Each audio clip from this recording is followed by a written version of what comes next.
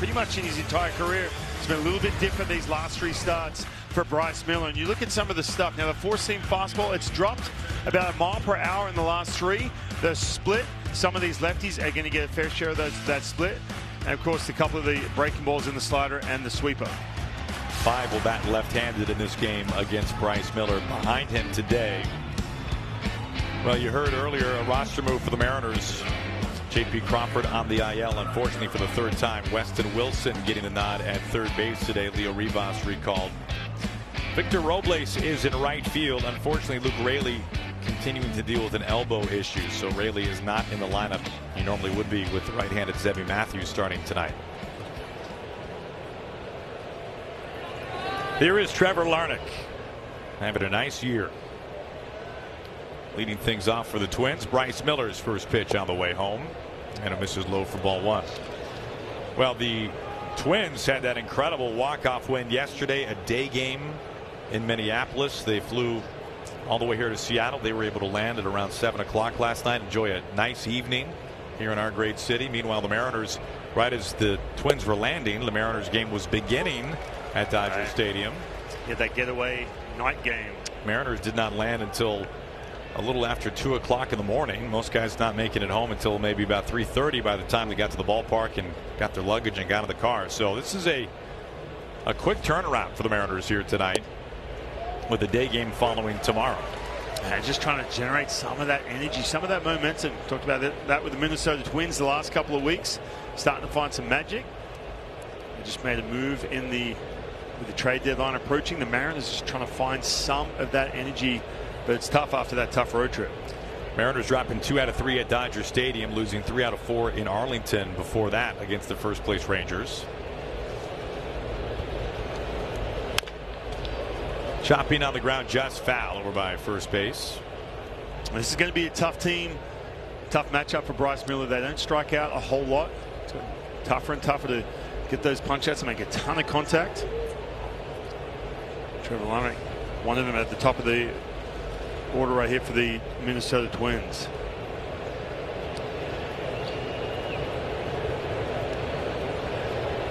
Twins top 10 in baseball in runs per game coming into this series tonight. The 1-2.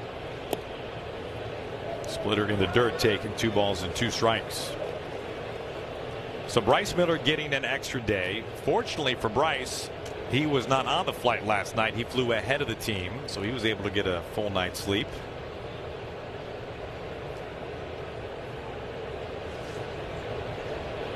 Swing and a miss. Splitter just beneath the zone. Miller a strikeout to the first batter that he sees. That's a pitch Trevor Larnach has really struggled with, is that split. And a great sign here for Bryce Miller. We talked about the last couple of starts kind of losing some touch on these pitches, some of that finish. So getting that swing and miss early here, the first out of the game. First batter retired here is Ryan Jeffers, right hand hitting catcher. High on base, plus 9 home runs on the year. There's a situation last year where the Mariners had a late night game with a long flight afterwards, and Logan Gilbert was the scheduled starter the next day, and Logan chose not to fly ahead of the team. He was given the option. He wanted to stay with the team primarily so he could go through his full day's routine.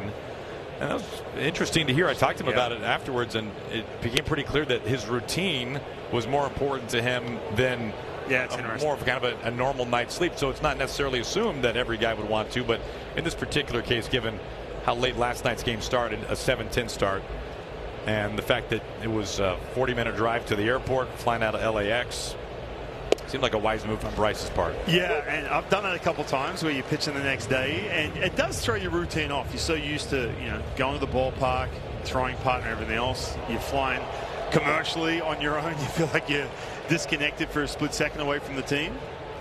But last night, 100%, that makes total sense. 2-2 on Jeffers. And usually Goldie, it's that flight either across country or especially heading out to the East Coast because of the time difference.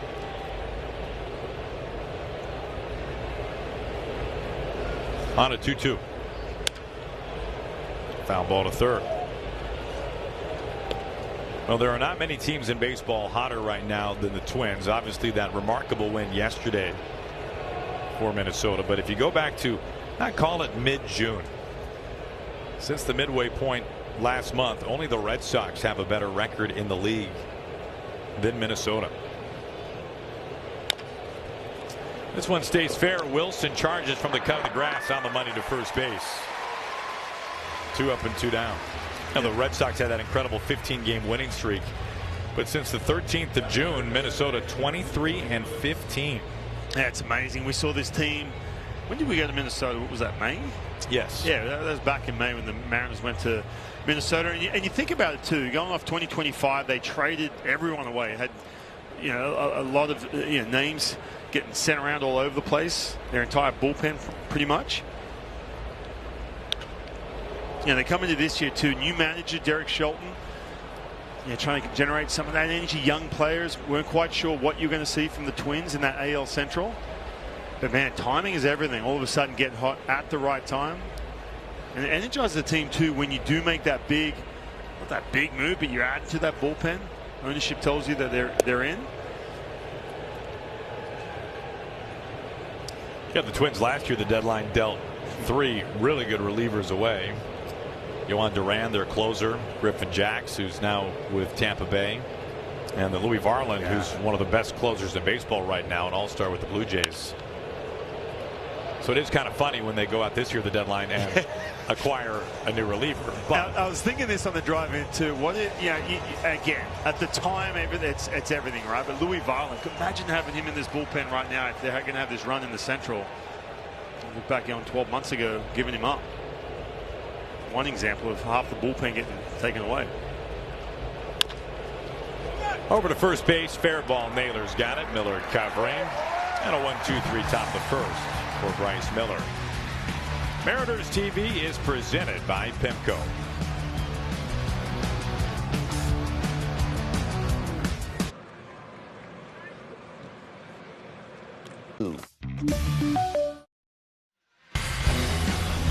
Here's what it looks like tonight for manager Dan Wilson and his starting lineup against the right-handed Zebby Matthews. Cole Young coming off a tremendous road trip. Once again batting leadoff for the Mariners. Dom Canzone, a strong trip himself. 3 home runs, 3 doubles. He hit close to 300.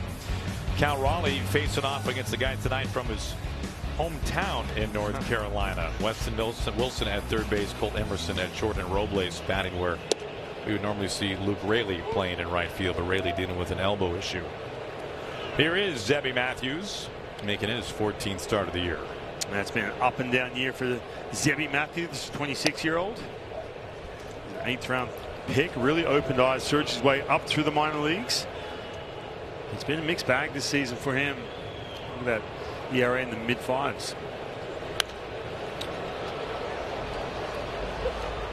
Young fouls that one back. Hyphen had eyes on it. I sure did. You're ready to make a play. That's right. That was a good 30 feet away, though. I mean, it wasn't like it was right on top of me.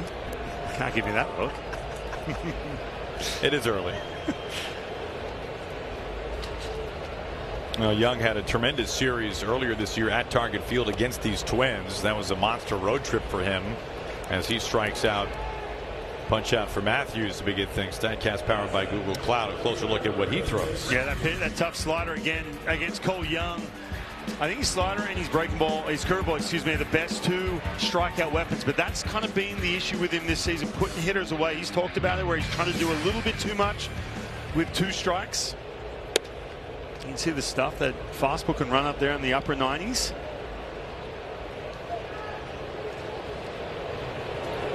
Here's a Rosarena.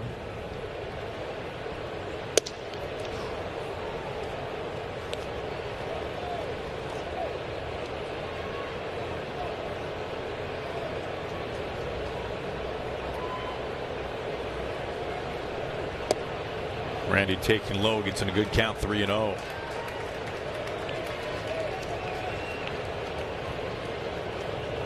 Dom Canzone, hot road trip. He waits on deck. Randy, like he knew what was coming, or more importantly, where it would be.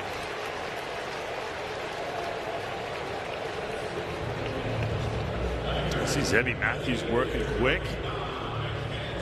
really good tempo. Couldn't find the strike zone. It's tough against this guy right here, Dom Canzone, has been red hot. Well, 3 homers on the road trip and 3 really big homers as well. Now the clutch 7th inning go-ahead home run in Arlington against the Rangers, and the Mariners' lone win there against Texas. And then a multi-homer game, both off of lefties at Dodger Stadium in Game 1. Hits this hard and fair. That ball was crispy. 107 off the bat for Canzone. It kicks off the short wall, and he slides into second base with a double. Mariners in business immediately.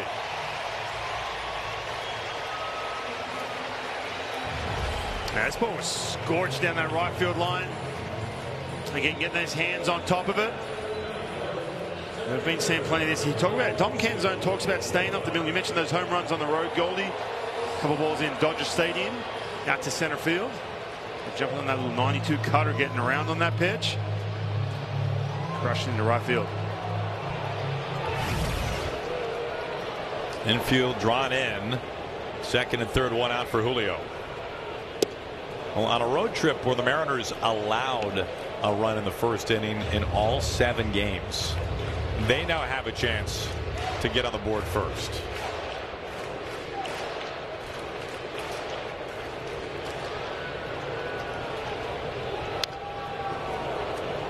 In those 7 games on the road trip, 4 against the Rangers, 3 against the Dodgers, the Mariners led for all of 5 innings. And it's tough. We talked about trying to gain that momentum, especially this middle of this lineup. Julio, Josh Naylor, Cal, trying to get going all at the same time. It's tough when you're trailing pretty much the entire road trip. Good take on a curve, just low, 1-2. Rosarena at third, Canzone at second.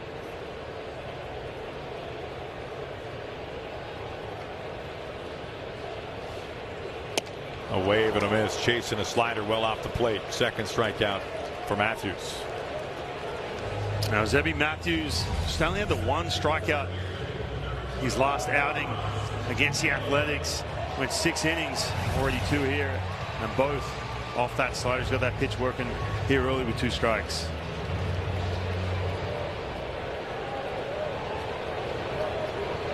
Facing the left-handed bat of Josh Naylor.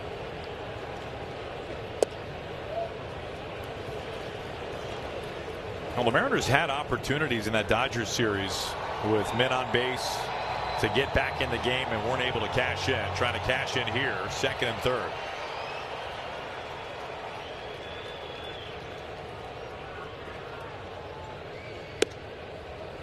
Upstairs at 96, 2-0 to Naylor. Now Naylor hit for a good average on that road trip, as you just saw, close to 300.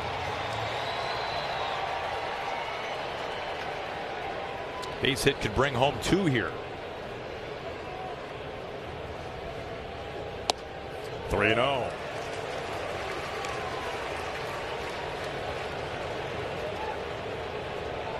Cal Raleigh waiting on deck.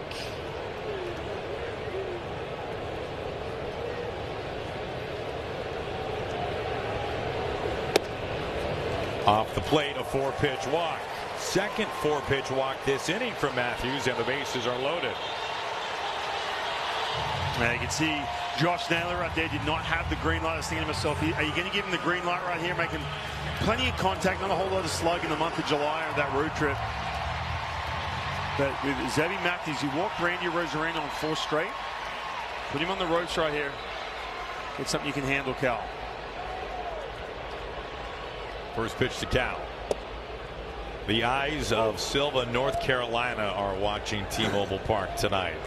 Both Zebby Matthews and Cal Raleigh both graduating from Smoky Mountain High School in Silva, North Carolina.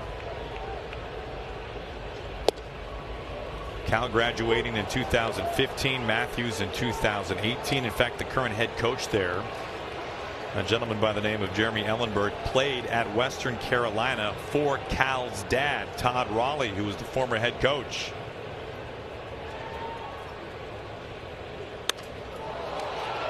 This is the second meeting between these two Smoky Mountain High grads.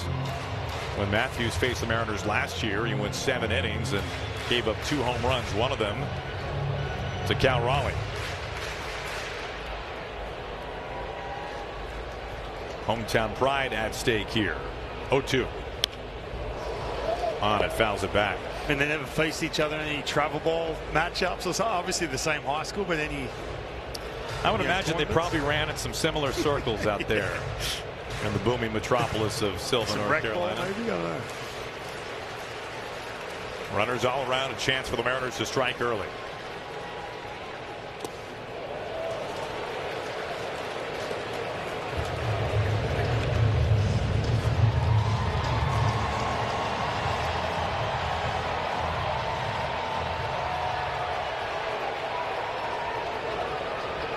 Cal with 2 strikes against him. Bases loaded, 2 outs. The 1-2. Pretty good one to hit there, albeit at 97.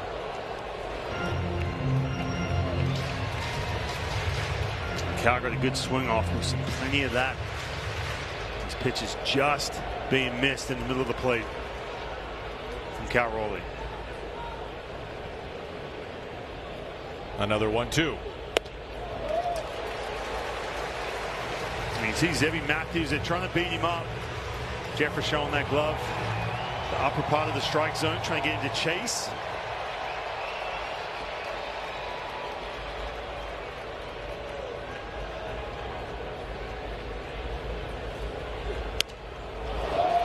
Another foul ball. Lengthy inning for Matthews.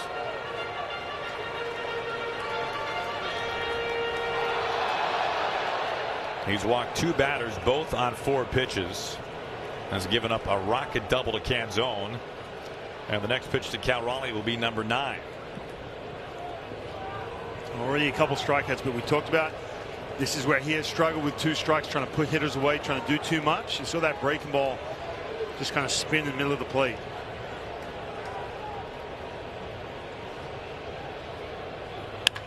Smoked down the line to the corner. Short hop on the wall, and it goes over the wall for a ground rule double. Cal Raleigh with a 1-hop rocket, and the Mariners get to the Twins immediately, a 2-0 lead. There's some hard contact early in this first inning, getting it done with 2 outs.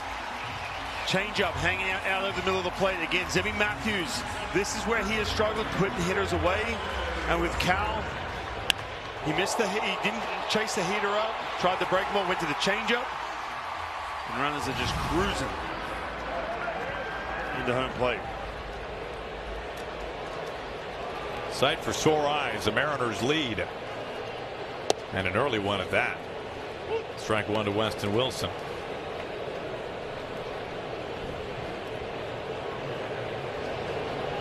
So that ground rule double gets Naylor to stop at third base.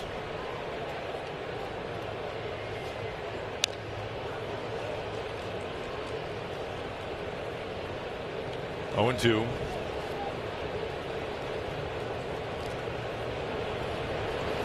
Well, good to see a pair of extra base hits already in this game for the Mariners. 2 doubles, Canzone and Cal Raleigh.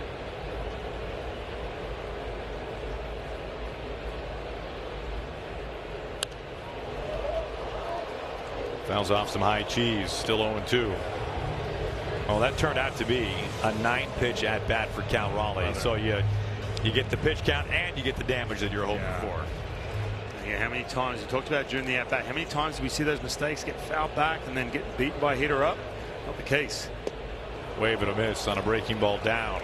A really taxing inning for Zebby Matthews, but more importantly, Cal Raleigh and the Mariners take a 2-0 lead after 1 inning tonight.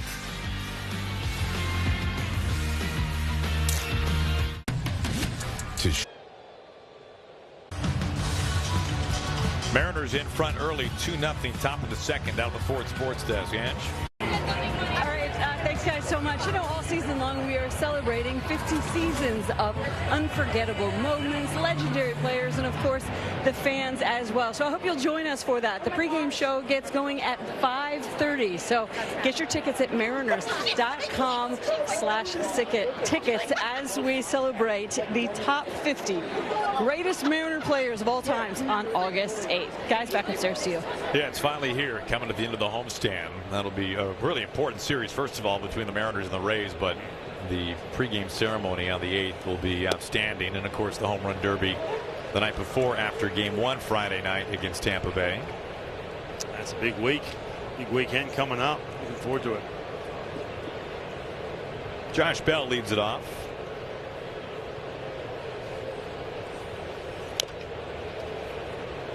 Now, Josh Bell has stuck around a long time. He just recently celebrated 10 years of big league service time, which is always a major milestone for every player who can get there.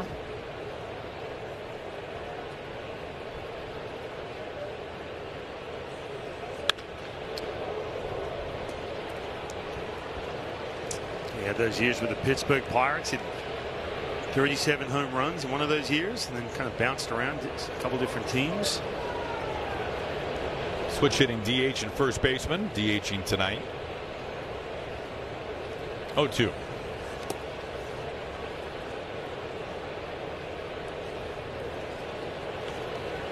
A little more gray in the beard now with 10-year service time for Josh. Some gray in those dreads too, coming out of the back of the helmet.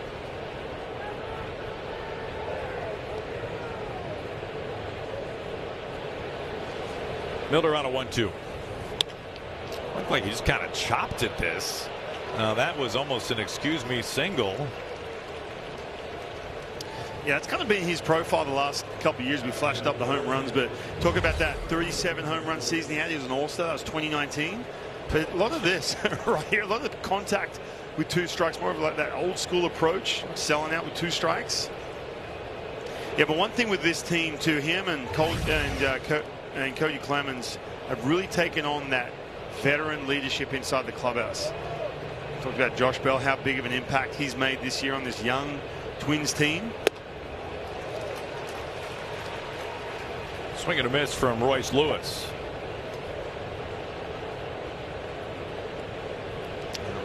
Ugly swing or not, Bell aboard at first base for Lewis, who has made the change to first base.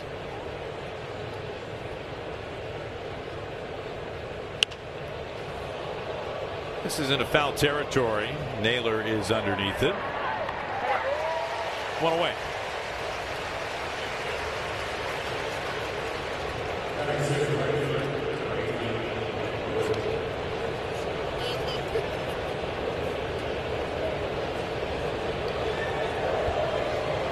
Alan Rodden comes in. Former Blue Jay draft pick. Coming over in the Louis Vargas trade. Ty France was also in that trade. He sends this out to the gap in left center. And a Rosarena underneath it. Pretty quick second out. But don't miss your chance to sit in the J-Rod squad presented by Adidas. This special section in center field available every game at T-Mobile Park. And on Tuesdays and Fridays, you can take home this t-shirt featuring a new design for the second half of the season. Mariners.com/J-Rod.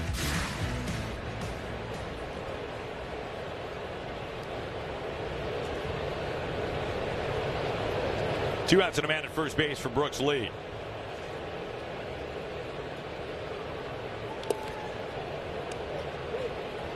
Well, we talked about the change for Royce Lewis from third to first. A change for this man as well. Brooks Lee, who really struggled at shortstop, has moved from short to third base. That's where he's playing now. Former first-round draft pick by Minnesota. Former college teammates with Brian Wu. Brooks' dad was the head coach. 1-1. Yeah, you think about the vibes are certainly different around the Twins from the last time the Mariners saw them. You had some guys playing in some new positions, some guys who were sit down and called back up for a reset. And their bullpen is almost completely new. Yeah, you mentioned when we were there in Minnesota, they weren't drawing a whole lot of fans. Everyone was kind of questioning what direction they're going in. what the identity of the team was. Nice pick by Cal Raleigh behind the plate, 2-1. And an organization the last couple of years that they've always been a smaller market team, but not a whole lot of spending the last couple of off seasons. And man, it is so tough too when all of a sudden you look around and 9 of your guys have left. There's always been talk of Byron Buxton being sent somewhere. He's just hit the IL recently. He's talked about he wants to be a Twin for life. Bryce behind 3-1. Now these two teams find themselves very tight together in the wild card standings. Twins 3 games outside of first place all of a sudden.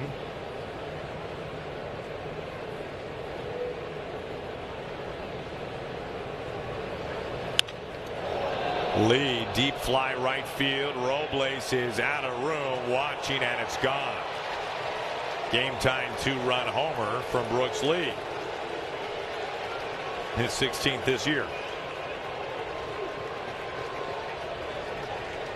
And that was a cutter from Bryce Miller. Just kind of hung out up in the strike zone. And again, for this outing for Bryce, another look. You can see it just kind of backspin. Didn't have that cut getting off the barrel at all. Brooks Lee, easy pitch he could handle. Low 90s. We're talking NPH into those right field seats.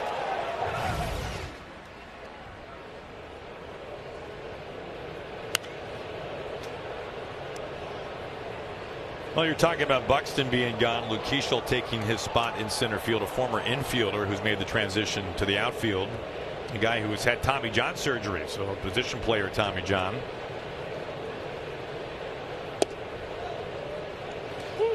And he's trying to challenge this, and he will. Batter is challenging the strike call.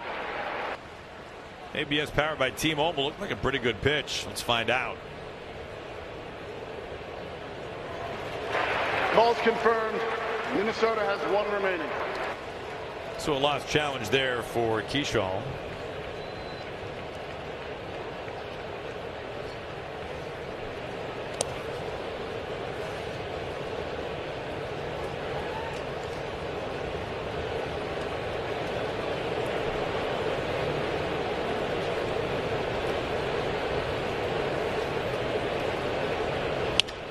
On the ground, Wilson has a tick off his glove. Emerson recovers, but at that point it's too late.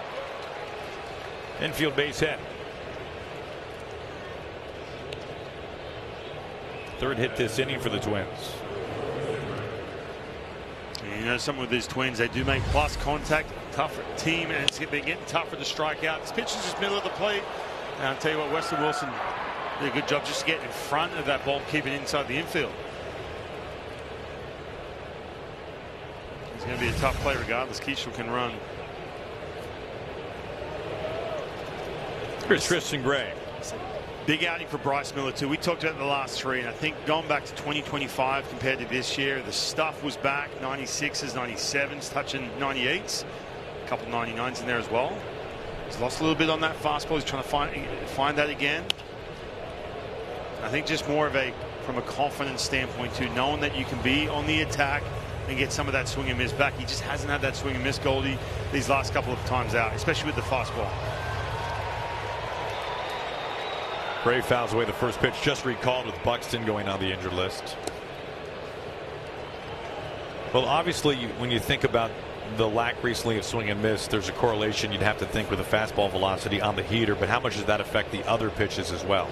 Yeah, I think overall, the finish on the pitch, especially the secondaries, the split, the slider, just having that good finish on those pitches where you get those bad swings. We just haven't seen that.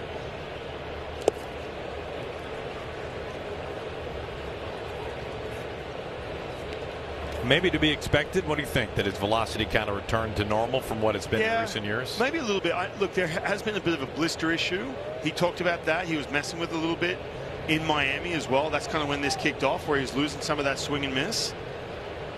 They can be tricky dealing with those blisters.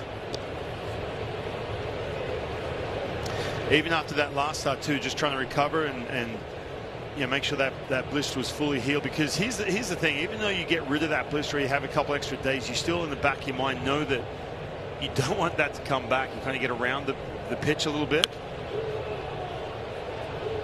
You meaning that you alter your grip somewhat to compensate for it not returning? Right. Yeah, so you don't get that good acceleration through release because you can just feel that burning. I've had to deal with blisters and some calluses on my finger where you go, you unleash, a heater, for example, and you just feel that skin ripping as you throw. It's painful. So your brain naturally says, you know what, back up a little bit. And that's why not only the velocity, we talk about the backspin, which makes his fastball so good, that that really good ride he has on that heater. He's lost a little bit of that as well.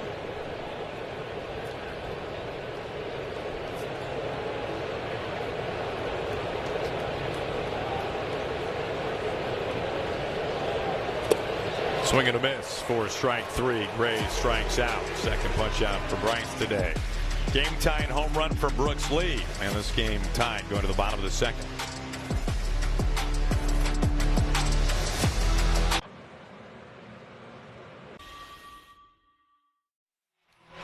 Well, we welcome you inside the broadcast booth. We have mocktails to show off. Well, this is actually, we're being told it's a cold brew spiced chai. Yeah. Did I get that correct? Come on, this is Goldie. This is your order at Starbucks every day. Well, I did give them my personal cups. That's right. Obviously. So have you heard of this? Have you heard of the secret door here at the ballpark? Are you aware of this? I've heard of it. Yeah, I've heard of it. I haven't visited just yet. So we don't know where it is, truthfully, but it is in the ballpark. It's new this year, and it's the secret cocktail door. Mm-hmm. So you have to knock twice. If you can find it when you come to the ball game, if you find it, and it's very clear. Like when you see it, you will know this is it. You must knock twice. You're not going to give us a location. I personally do not know. Okay. Neither do I, by the way. I'm not just saying that. I'm not trying to keep everyone in suspense. But so every time you knock on the door to get a cocktail, it's a different drink each time. Interesting. Okay. You have no control over what the drink is. It might. Who knows? It might be this adorable, I love it, teddy bear spiced chai cold brew. I don't think it will be, but it could be. They have themes for them some nights, like on Father's Day, Star Wars night. There was a Lou Piniella themed drink. Nice. I don't know what that drink would look like, but I'm sure it's fantastic. As Cole Emerson strikes out. So it's new this year, and it's not always open. That's kind of part of the fun of the whole So thing. you can go up and knock and no one's home. It might not be. Okay. But you can knock twice and you can get the most outlandish cocktail. These are not normal drinks.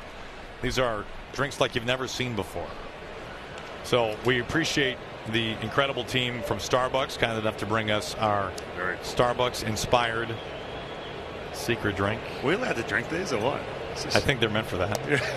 I don't know. I mean, I know you said mocktail here, but I don't know if that's for real or what. I mean, we might stay up a little bit later tonight than we anticipated. By the way, guys, I do know where the door is. Oh, you do? Exactly. I can't tell you. No, you can't. I mean, I could tell you, but then I'd have to kill you. But yeah. So follow me. That's a long home twice, so we prefer you not. Longest of the season, right? Yeah, exactly. So yeah, follow me, and we'll get you guys a fun drink. But a big thanks to Starbucks, long-standing partnership with the Mariners over the years, for providing us the drinks from the secret door tonight. So first of all, you got to find it, then you got to knock twice, hope that they're open. And you can find pictures of some of these drinks on social media. I mean, they are elaborate is an understatement. Foul ball. I'm a little jealous, you guys, though, that you got delivery. Yeah, I got it. Yeah, I'm like going to get ready to take off my headset and walk around the ballpark right now and go knock. I just had a sip of it, then Angie Goldie. Tasty? Christmassy. I don't know. Well, it's a spiced chai cold brew. Yeah. You know who's a huge chai fan? Huge. I do know. That's all he drinks. Bradley Adam. Oh, of course. He's probably hanging out that door right now. when Brad's not drinking the pink drink, he's drinking a chai of some kind. The ones with the umbrellas in it. That's our Brad. Tough guy. Well, thanks once again to Starbucks. Good looking drink. Can we keep the cup or what?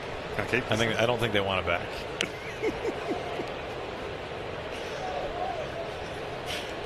Can you guys tell me if they're dishwasher safe? Yeah. It's sort of a deal breaker for me. 3-2 still to Victor Robles. Another foul ball. This is the 9th pitch coming up next to Victor. Remember, Cal had a 9-pitch at bat in the first. 45 pitches already for Zebby Matthews. 1 out into the 2nd.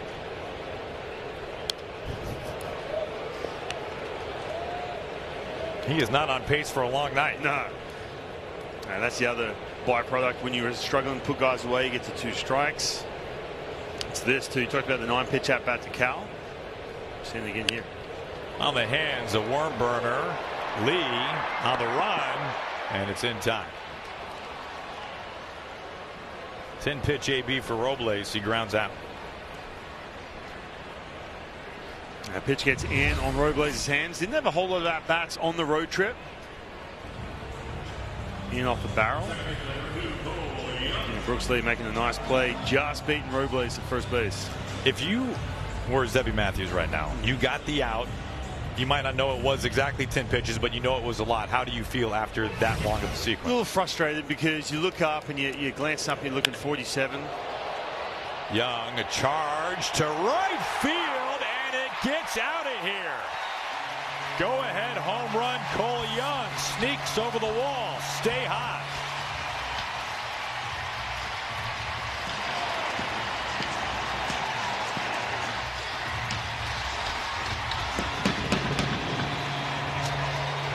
One guy had a really good road trip, and that is Cole Young. Hit 400 on that trip, and this ball was just on the line. Little breaking ball down and in. And again, Cole Young is slowly but surely showing us some of that power he's got. Again, won't get much above the outfield wall. That was 110 off the bat from Cole.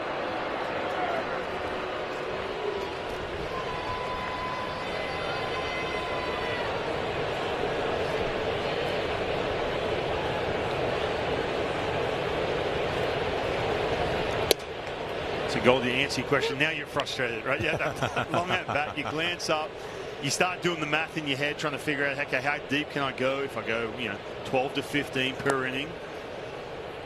I'm just going to hang a little break ball middle of the plate. Give up run number 3.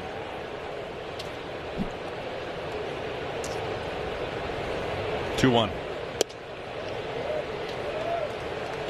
A little smoky in here still from those fireworks following Cole Young's homer. His 14th. I mean, he has a very realistic chance for a 20-homer season. Randy looks at a strike. 15 go-ahead ribbies this season, leading the team. He's been among the best in baseball in game-tying RBIs.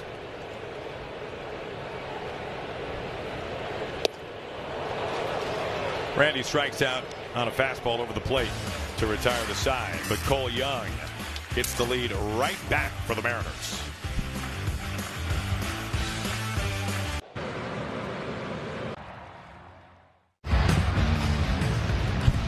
Mariners back in front thanks to Cole Young's home run.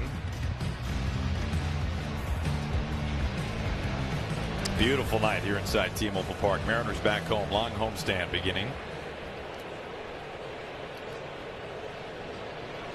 Top of the order, Trevor Larnach.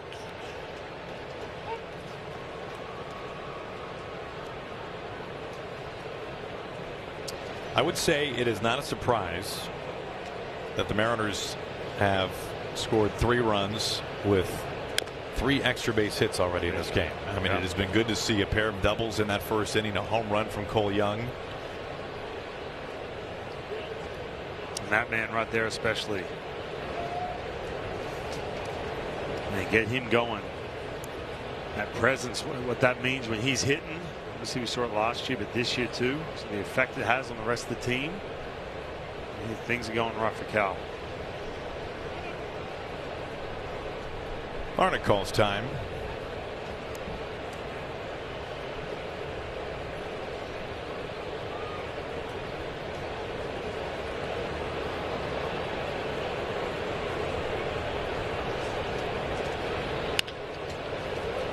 Right to Naylor. Bryce covering. 1 out.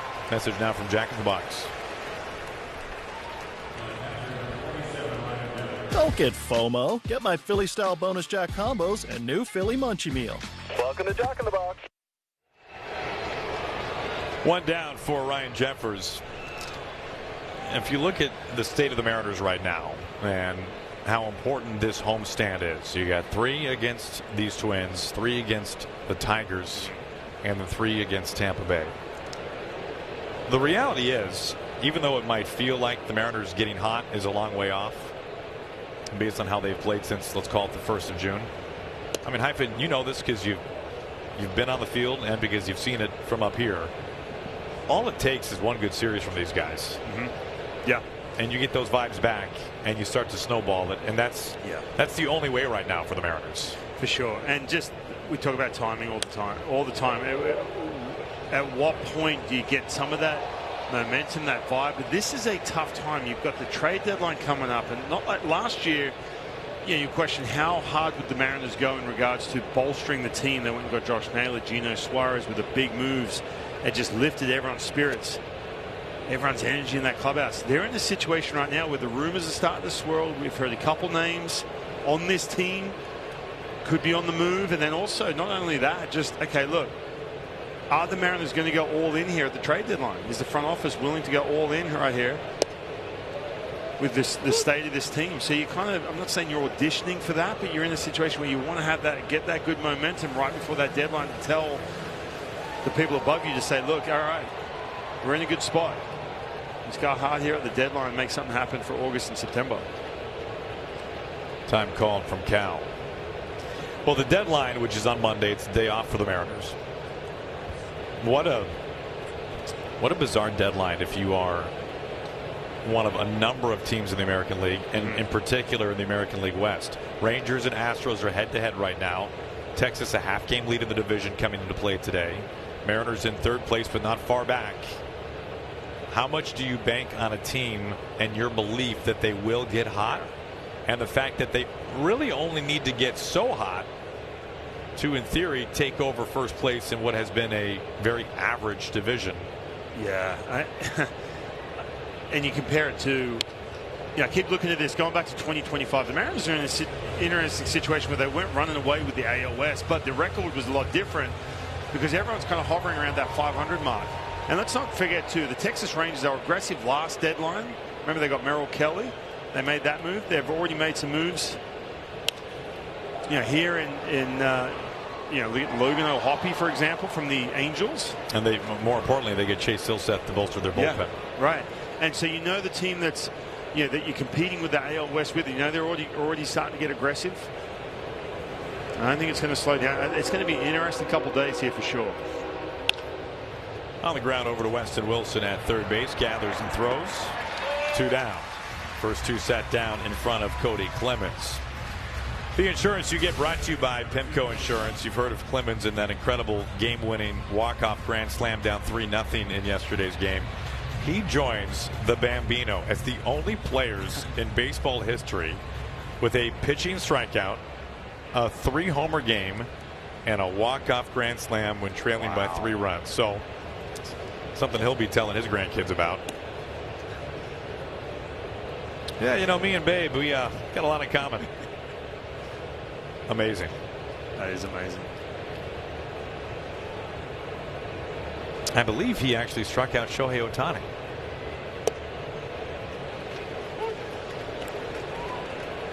Now, was this one of the ones where he's just lobbing the ball in? Is that what it was, or is he trying to let it just throwing pure gas? Because some guys do that, man. Some guys can bring it. Yes, he did strike out Ohtani, and even better, right to Cole Young. He got Ohtani to sign the ball. Nice. Talk about something to show your grandkids. Yeah, Cody Clemens, Shohei Ohtani, and Babe Ruth. All the same guys. Yeah. Well, here's a look at tonight's Holland America Line fans of the game enjoying the game tonight before departing for Pier 91 in Seattle tomorrow on a cruise to Alaska with Holland America.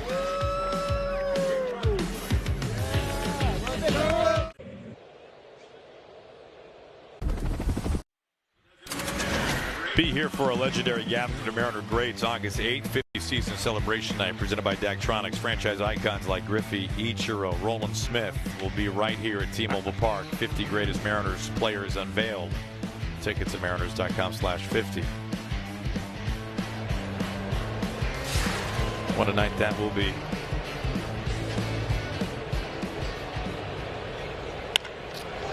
A sharp one hopper. Clemens takes it off the chest, recovers. And Canzone is out. That was 109 off the bat.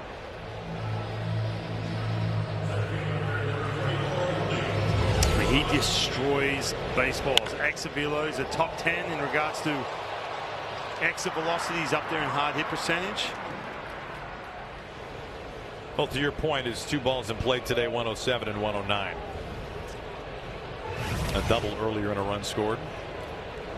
Here's Julio.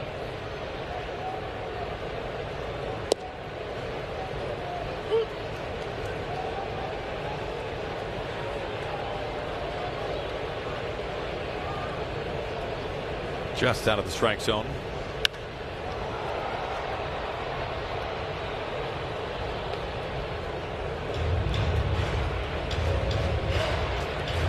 Now Julio still with some earplugs in. Obviously not as loud here as at Dodger Stadium, but he started wearing those against the Dodgers. Dealing with the post-concussion symptoms. More sensitive now to volume.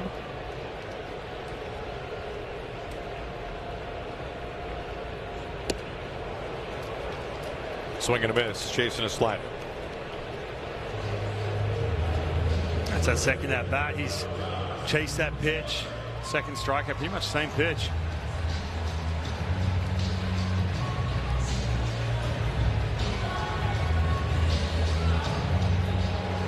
Here's Naylor.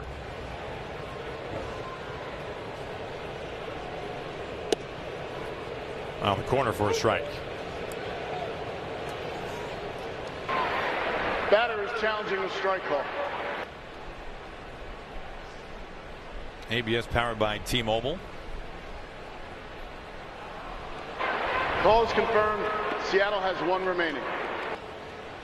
Each side with 1 challenge left.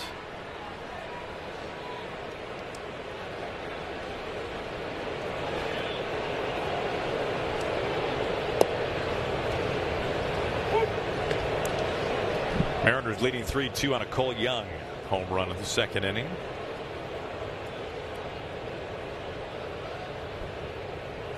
Naylor calls for time.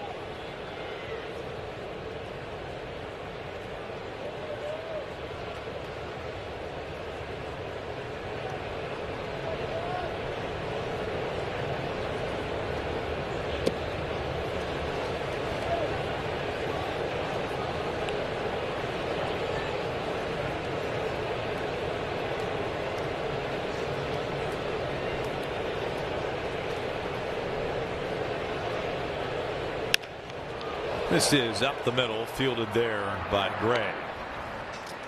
Side retired in order by Zebby Matthews. First time the Mariners have sent the minimum to the plate. To the 4th. Game 1 of the series, Mariners and the Twins. Mariners in front.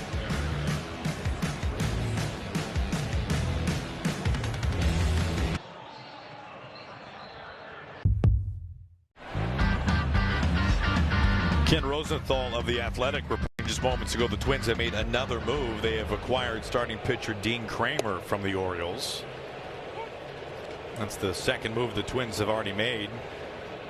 Kramer, who is under club control through next season, having an okay year with Baltimore, but some starting pitching depth for the Twins. AJ Minter just acquired by Minnesota. A key bullpen piece for them. He's not here today, expected to be with the ball club tomorrow. Yeah, for Dean Kramer, he had that quad strain, kept him out pretty much all the way up until the beginning of July. Pretty rough July, but man, the Twins are going for it. 0-2 to Bell.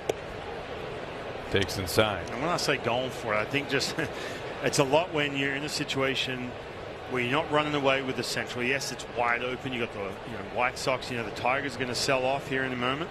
A couple starting pitchers. Just keep adding.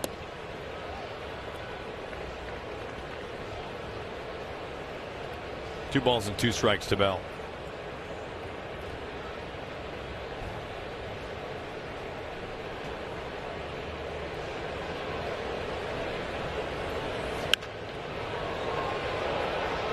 Wilson chasing after this.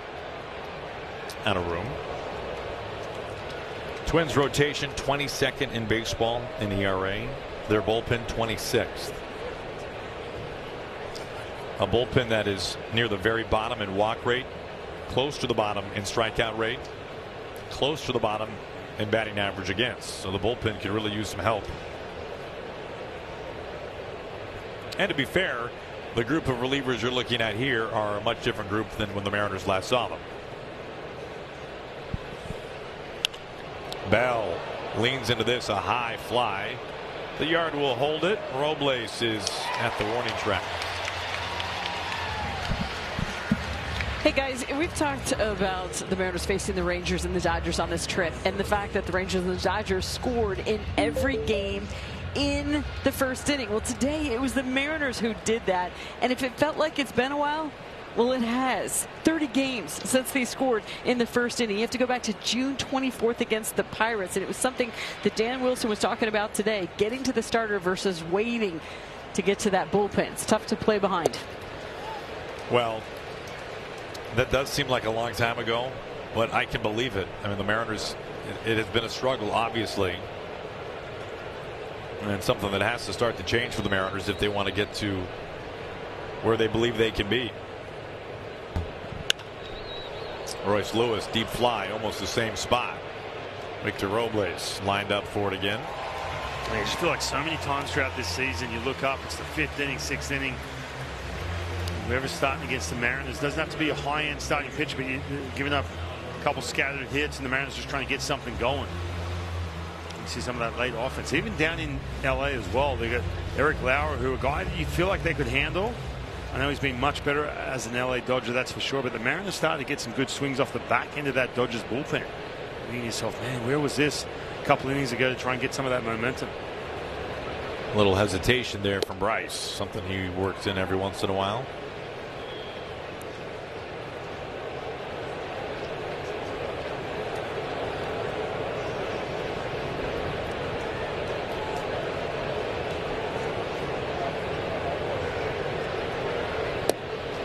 Roden takes low 2-0.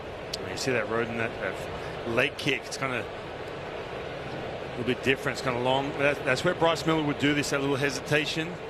When he's going through his delivery, when he sees that big leg kick or a real timing mechanism type leg kick. See Roden's front foot's just kind of floating out there. Yeah, you're exactly right. Ryan, anybody who has a really big leg kick is something that they can, catch in the middle of or mess up his timing. That's when you'll see that hesitation from Bryce. And it is a very long, floating, load for sure. Well, not what Bryce wanted. He walked him on 4 pitches. I have memories of, I believe it was Bryce, doing that to Zach Neto last year. And Neto had to kind of tap down for balance and lift the leg back up.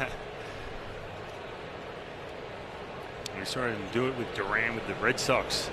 That's right. Duran was frustrated after the pitch. Foul ball. It's not easy to do either. Everyone tends to think, well, hey, look, if it's so good against these guys who Andrew was talking about having that, that floating leg kick, trying to generate some of that load in the lower half. It's not that easy when you are going full tilt down the mound and you're trying to get max effort. Have that good release point, man. It's tough to manipulate that delivery.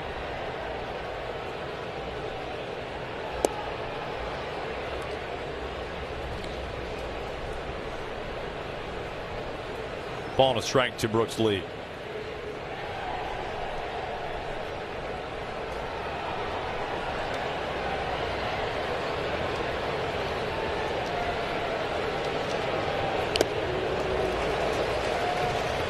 Miller ahead.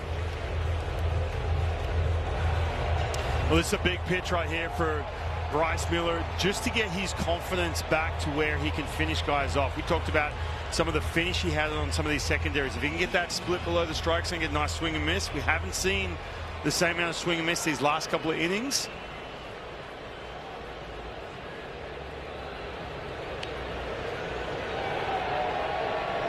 Two outs and a man aboard.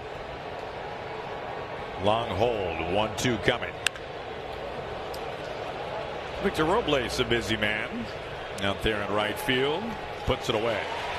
2 out, 1 stranded. Scoreless fourth, spun by Bryce Miller. Cal Raleigh getting set to lead things off when we come back.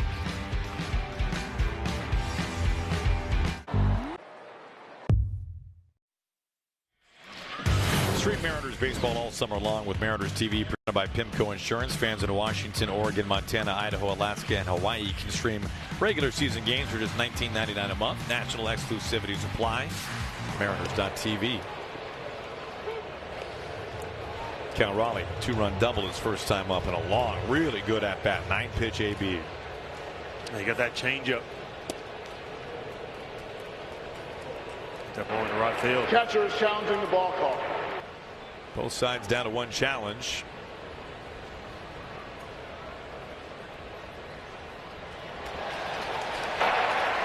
Call is confirmed. Minnesota has 0 challenges remaining. Twins are out here in the 4th.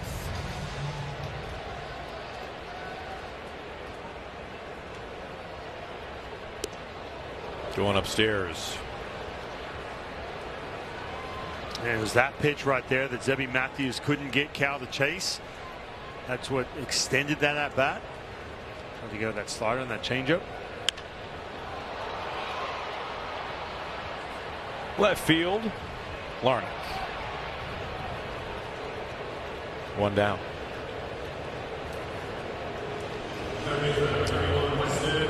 There's Weston Wilson.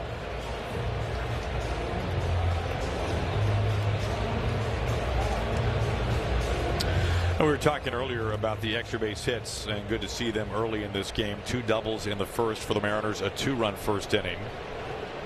And then Cole Young's go-ahead homer on the ground over to Lee. Has to come right to him. 2 down. Quickly a second out. If you go back to June 1st, when the Mariners have, since that time, had essentially the least effective offense in baseball, the extra base hit differential. So the Mariners, how many they've hit, how many they've given up. Okay. They've hit 108 extra base hits. They've allowed 141. Wow. It is one of the greatest differentials of extra base hits in baseball since June 1st. Pretty tough to win. The only 2 teams larger, the Athletics and the Rockies, not company you want to hold. Mariners are tied with the Cardinals for the 3rd worst. I think you think of that number, it's so low on the extra base hit from the offense because the pitching has been good. I mean, the starting pitching was a tough road trip for them. An ERA over 8, which we really haven't seen a stretch like that from the starting pitching from the Mariners, but pitching overall has been really good.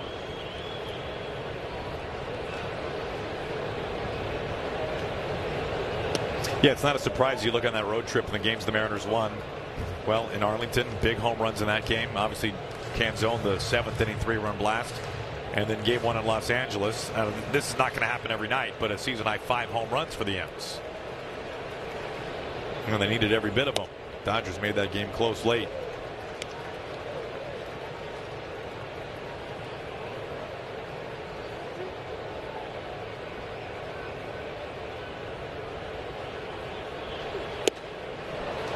Swing and a miss for strike 3. 1-2-3 go the Mariners for the 2nd straight inning.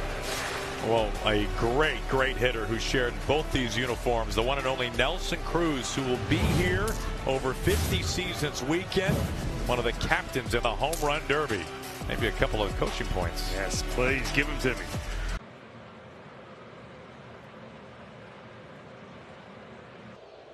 Get T-Mobile 5G home internet delivered the same day, powered by DoorDash. Huge series this weekend taking place in Houston as the Astros roll over the Rangers 11-2. That game has gone final, so the Astros now over 500. They are in sole possession of first place in the West. And they have won 9 of their last 10. They have clinched the season series over the Rangers. I'm shocked, but I'm not shocked. I'm shocked because when they were here in town, you saw that starting pitching simply just couldn't throw strikes, and like they're in some serious trouble. However, that is the Houston Astros. They always seem to be a factor here in the AL West.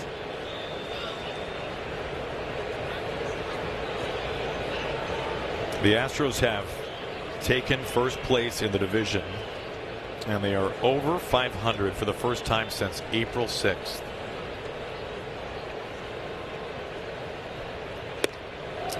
I mean, it's been there for the taking for anybody for months on end at this point. I mean, yeah, when you look at the three teams that are battling it out. Honestly, it felt like whichever team could rattle off a hot run. And for the Astros, my goodness, 9 of 10. That certainly would qualify. Whoever could do that first would take a hold of first place. And then the question is, can they sustain it? Because obviously the margins are pretty slim between the first three teams in the West. Well, you felt like that too with this Mariners team going back to that Athletic series in Sacramento. They had that nice run.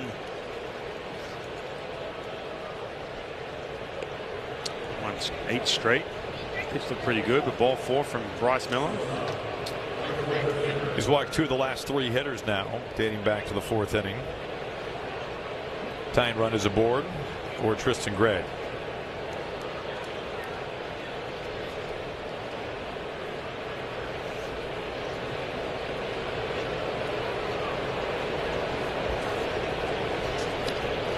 Oh, this homestand is so important. I mean, it's such a pivotal homestand for a number of reasons. One, because of what we're seeing develop in the West. Secondly, you're facing a team here who is right there in the wild card mix as you are as things stand. 2 games separating the Twins and the Mariners in the wild card standings. This is fouled back. Strike 1 to Gray. Here's what the wild card standings look like. Guardians holding the final wild card spot as we speak. Twins a half game behind them. But the Mariners have to get past the Orioles, the Rangers, and the Twins. Yeah. Obviously, the Mariners would much rather win the West, but this is what the wild card looks like. But you don't want to get caught up in this, too. No. Look at all these teams, how it's all going about, especially, too, once the trade deadline comes and a team gets hot or they add the right pieces. Those guys who all of a sudden can change a lineup. Get on that run. Leadoff man aboard. Gray, an 0-2 count. Nobody out. Next pitch will be number 75 for Bryce Miller. Top of the order is next.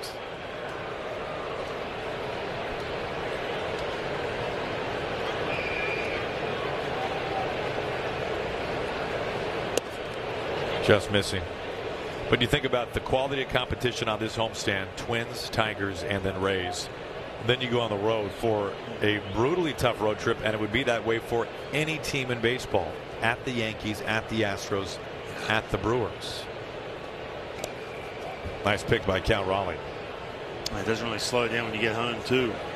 In the month of August, man, I mean, the Cubs, Phillies.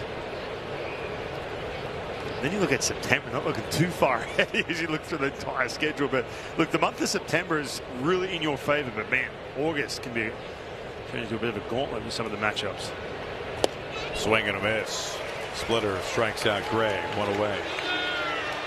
I talked about this against Brooks Lee in that last inning, just to get that good finish on this pitch. This is a split that kind of stays inside the strike zone. Gets that swing and miss. Again, Bryce Miller, a big part of this outing is to get that confidence back to what it was, that level, the first 9 outings. Excuse me, first 9 starts for him.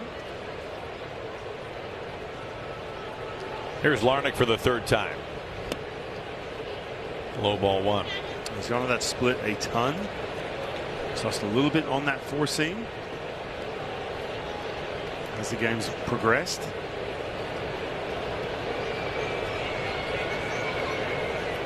Keishel, the runner at first base.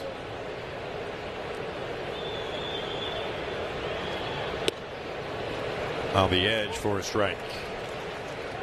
Well, you really feel like the Mariners need to win. Is this too big of a statement? They need to win all 3 series on this homestand. Ooh. I mean, like that's I mean, for sure. I mean, look, we talked about the last road trip. You got the Dodgers and the Texas Rangers. Dropping that Texas series the way they did. Ooh, that was right there on the money in time. Keishel picked off at first base and a runner erased. 2 down. Now you can see Cal Raleigh dropping that glove. We've seen this all season long with some of these pitches where it's a timing play. This time, though, Bryce Miller, look at Keishel getting way off the bag. Now, he did this twice to Keyshaw, 2 different at-bats, but the first time Bryce was a little slow. This time his timing was perfect. As soon as Cal dropped that glove, Bryce was tossing over to first base. You can see him pointing to Cal saying, yep, I like it. And that's all Cal looking at Keyshaw jumping off, getting that weight going towards second base. Huge out.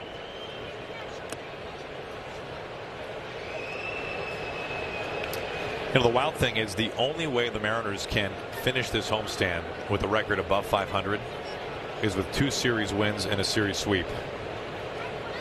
Oof. Because we already have discussed what's looming for the Mariners. A road trip and a gauntlet of a month.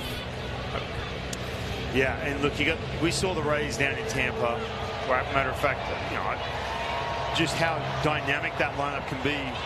They do the little things right. We know that. They're going to make a splash too, I think, at the trade deadline as well. The Tigers are going to sell off. Maybe that's that sweep in the middle. They'll need a new bat. Still 2-2. Yeah, will Tarek Skubal be coming to T-Mobile Park or not? Skubal is the white whale at this trade deadline. Free agent at the end of the year. Yeah, you hear the Dodgers being discussed with Skubal. You hear the Yankees. Then you hear the Rays. It's strange to hear that. We heard that even down in Tampa, talking to some of the people at the Rays, how they're all in on Tarek Skubal. You're thinking, hold on a minute. But yeah, you're right. He's that big piece. To pay him, what, $10 million for 2 months before he becomes a free agent, roughly, something like that. 2-2. Out to Julio in center field. He gets there easily. Minimum is faced because of this pickoff at first base of Luke Keeschel. Naylor dropping the tag down. Yeah, big pump of the fist. That's a huge out. Keeschel dejected. Mariners taking the lead to the bottom of the 5th. In charge.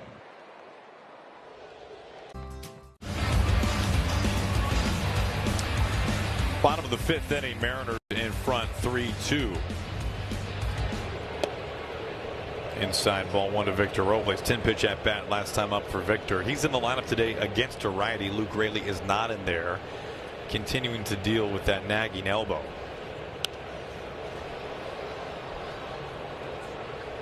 And Victor checking in on Jeffers behind the plate.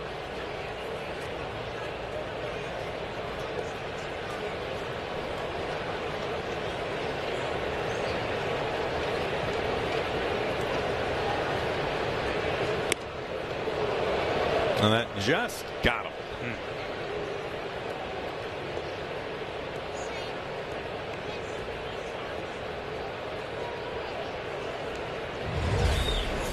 We'll see if this gets him up and in, or if he gets the. Oh. He's kind of confused right there. I was waiting for the. That brings up Cole Young. Our Chevy Silverado drive of the game. His last time up. You want to talk about a low line screamer. This was 110 off the bat from Cole Young. Yeah. And just enough on the launch angle. The flat line drive at 16 degrees to get over that right field fence. It was a screamer. Will that be your strategy? Just as we look at Cole Young's Goldie, launch angle. I want to show you something right here. To your point, Goldie. Now, I did go deep in my little home run derby practice with a launch angle just like that, by the way. Oh, did you really? Yeah. I can't get the ball up in the air.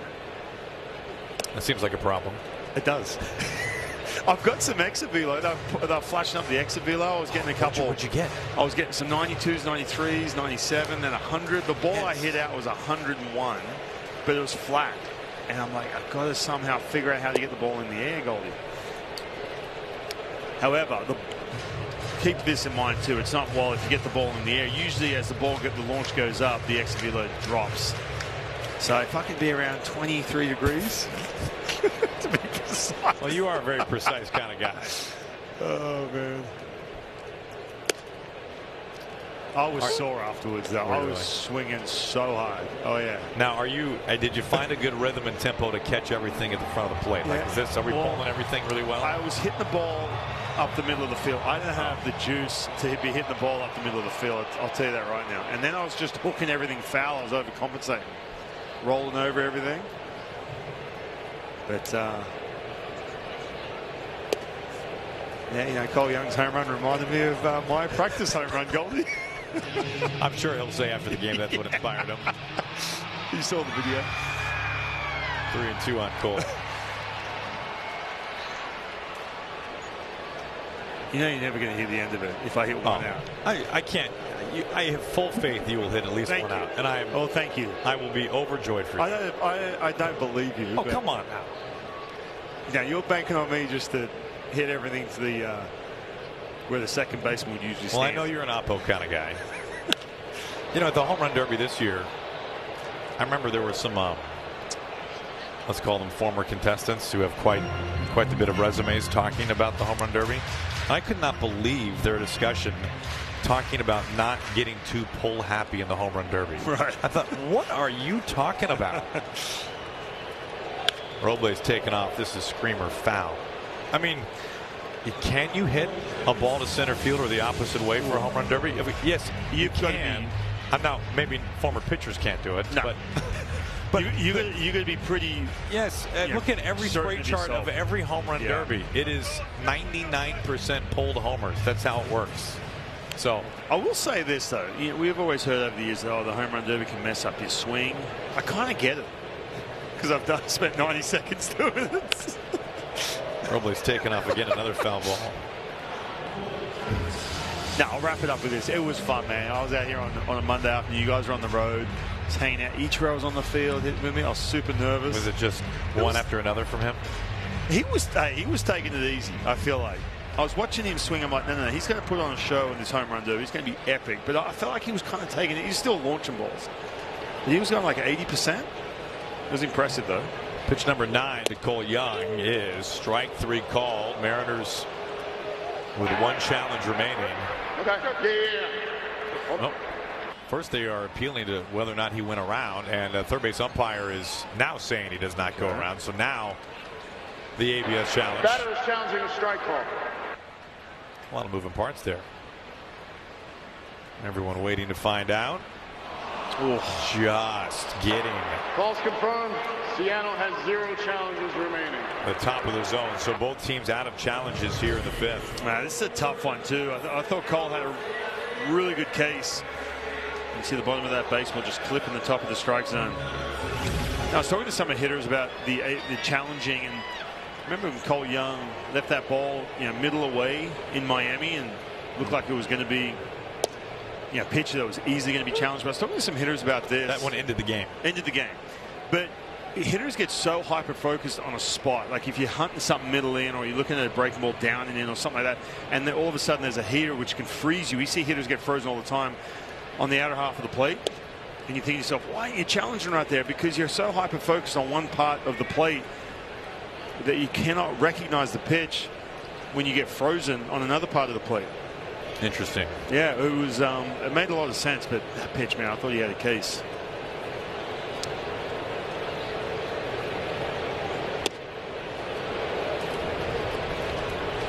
Obviously, from the catcher's point of view, a little bit different. They know what pitch is coming. Obviously, they have way more success. The ABS challenge system.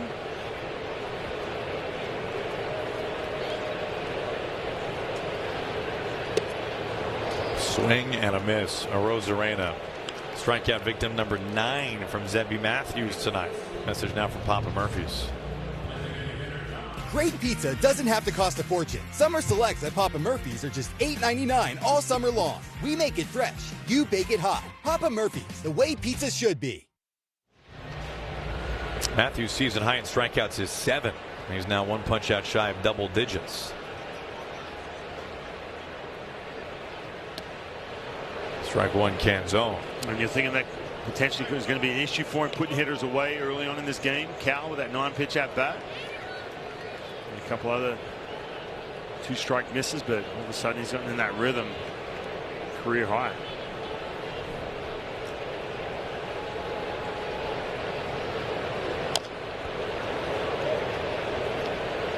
Oh, 2. This is the 3rd time in his career he has struck out 9 batters. And the first time this year.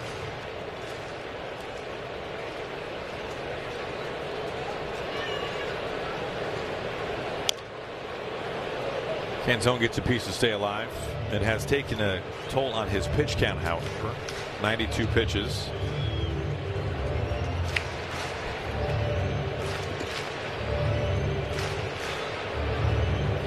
.54 pitches to get the first 6 outs. That's what set the tone.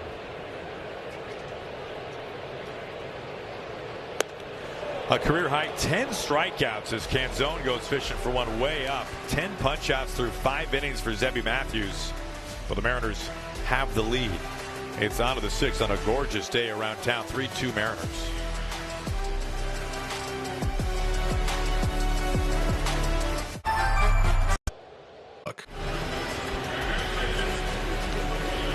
Mariners TV is presented by PIMCO, the insurance you get. Learn more at PIMCO.com. 3-2 Mariners, top of the 6th.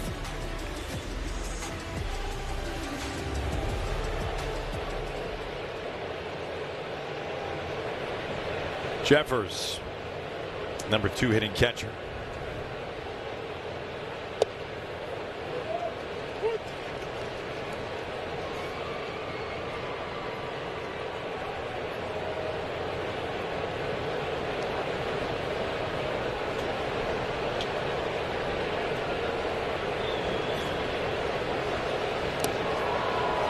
Pitch count's not outrageous for Bryce Miller. It is a close game. You've got a power batting Cody Clemens on deck.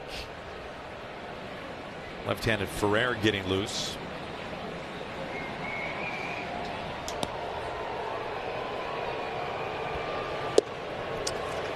You know, wild enough, if Cody Clemens played on the Mariners, Cody Clemens would be leading the Mariners in home runs. He has 19 of them. He's having a good year. Another left-handed bat to that lineup. Ferrer's been getting going for a while now, knowing that Bryce Miller had to have that extra day, dealing with a little bit of fatigue, blister issue as well. Wilson has it deep at third base, squares to first. Strong throw. One away. Well, this Sunday, come out to T-Mobile Park for Super Mario Day. First 20,000 fans will take home this power-up Julio bobblehead. Thanks to Nintendo, you can celebrate everyone's favorite center fielder. Mariners.com/tickets. Day baseball Sunday and tomorrow, by the way. Both games at 1:10. So Dan is making the call. Ferrer is coming on to face Clemens. Bryce Miller is done after 5 1/3. And Bryce is looking like he wants to stay put. Painless. This smile moment is brought to you by Delta Dental of Washington, supporting healthy smiles across Washington. And a great night at the ballpark. Perfect weather. Homestand beginning tonight. And a huge homestand at that. Mariners have the lead. Our Western Washington Toyota dealers pitching matchup. Pretty good chance both starters are out of the game. We know for sure that Bryce Miller is 5 1/3. 2 runs on 3 hits. 3 strikeouts and 2 walks. Meanwhile, Zebby Matthews a career high 10 strikeouts. Yeah, for Bryce Miller, he looked a little frustrated when Dan Wilson came out, and I get it, but this makes a lot of sense because he's coming off an outing in Texas where he didn't have that best stuff. They had to push him back a day. Let him finish on a good note. Hand the ball off to Jose Ferrer. Has been really good on scoreless last 6. Now Bryce, he still looks frustrated. You can tell. I mean, he's so competitive. And then with Adam Brunero.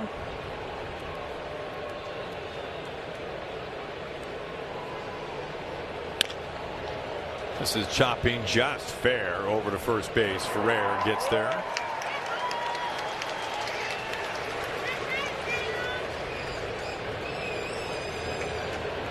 Well, I'm sure for Bryce, I don't know how much each pitcher is attuned to what their actual pitch count is. I'm not sure, but he's at 87. Yeah, I'm sure he's saying, I'd like to throw more pitches. Oh, you know, I mean, you were looking up at that boy. Oh, okay. Yeah. And you looking over your right shoulder, too, man. I mean, I was definitely guilty of that. Guys that were in my rotation, the same thing. You see them look over there, and they know when the guys are starting to get loose. And it's no, hit on you in regards to the trust factor. Sometimes, look, when you're struggling a little bit, the leash is a little bit shorter. and you just every out you feel like it's super important because you want to try and buy yourself another hitter. I think for him, he struggled the last 3. ERA over 6.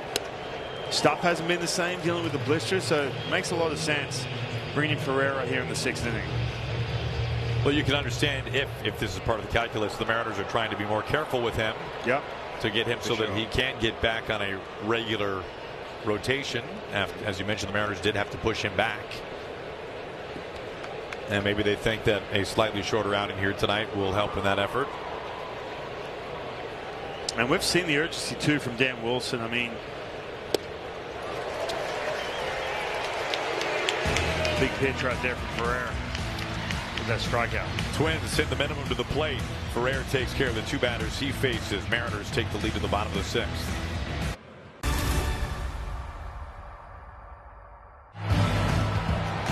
Tonight's Overlook Medical Centers and Clinics health report. And unfortunately, J.P. Crawford going on the injured list today.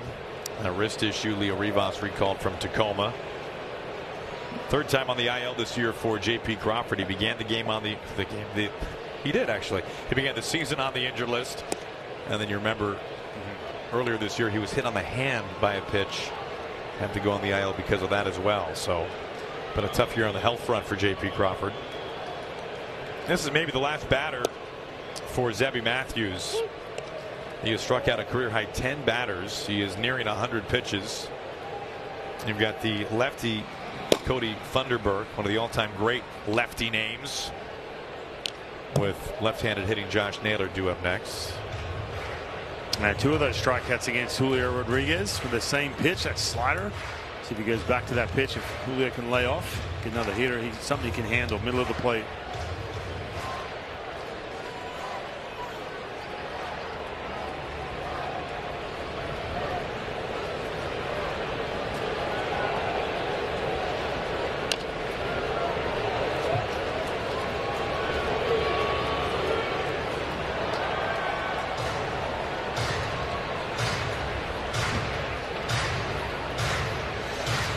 Still 1-2 on Julio.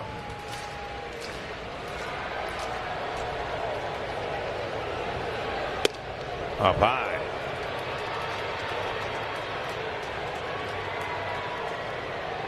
He's throwing 108 pitches back on the 22nd of June.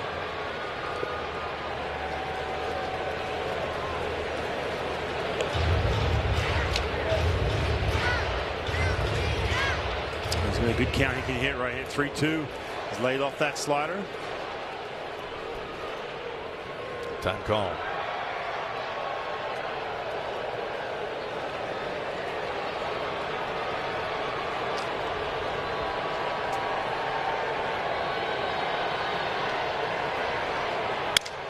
Broken bat, and it might work out. It does. Base hit for Julio into left field.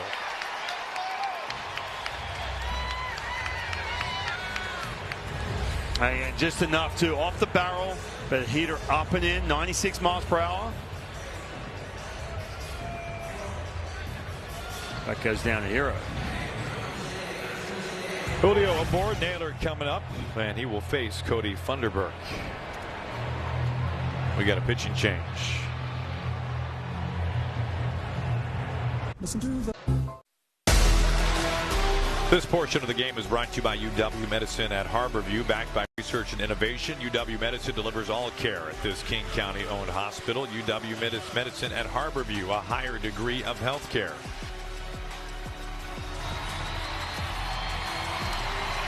Mariners have dipped into the Twins bullpen. Cody Funderburk, drafted and developed by the Twins in his 4th big league season. Left on left facing Naylor. Julio will lead at first base with nobody out. There goes Julio, and there's no throw. Huge jump. Oh, he made this decision when Funderburk was running in from the bullpen. First pitch, wasted no time. Josh Naylor knew it. Puts himself in scoring position. An old school by Josh Naylor, showing the bunt and then pulling it all the way back into the catcher's eyes. I like it. Takes off the plate. Yeah, Jeffers had no chance to offer a throw on that.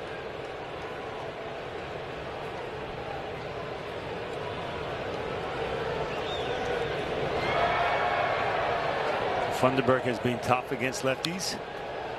He's hit 167 against him, but Josh Naylor, I mean, look at the month of July, 400 against lefties, slugging 467. So you can get some little hanging slider and just dump it into left center field. He calls for time. Yeah, the power has not been there this month for Naylor, but the overall contact has. He is the owner of the longest on base streak in the American League currently. 22 games now.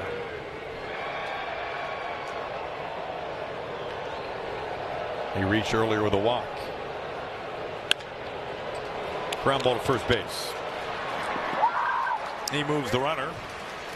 Julio into third.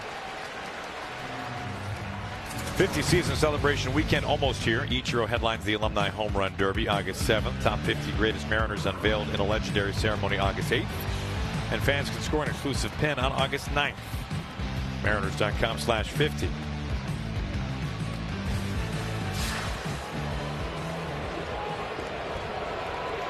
Can see the infield pulled in.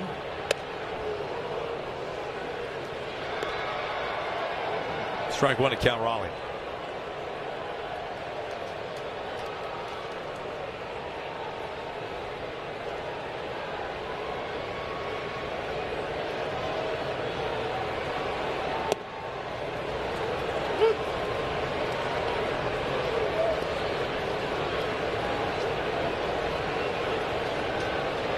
Took that right over the plate.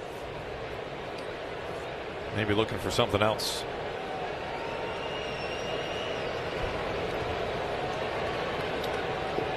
Will not take a hit to score a run here.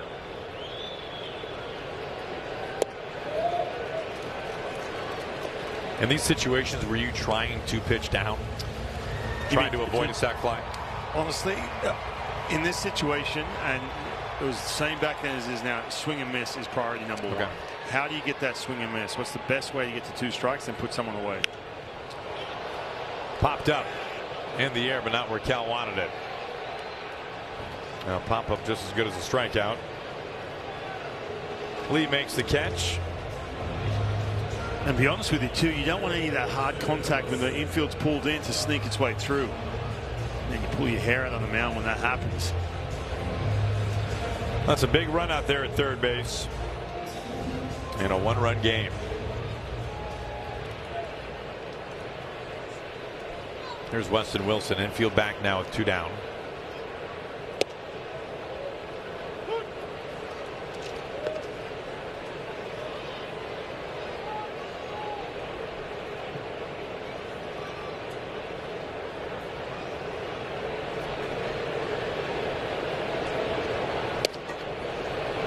Call to strike. Both teams out of challenges.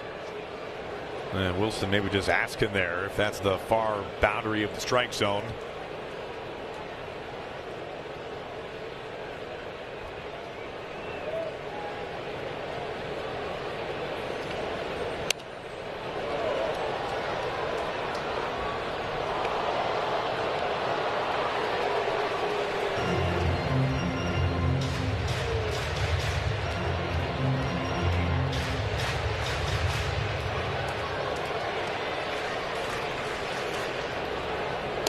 Way outside, and Jeffers does a nice job putting a glove on that and keeping Julio at third base.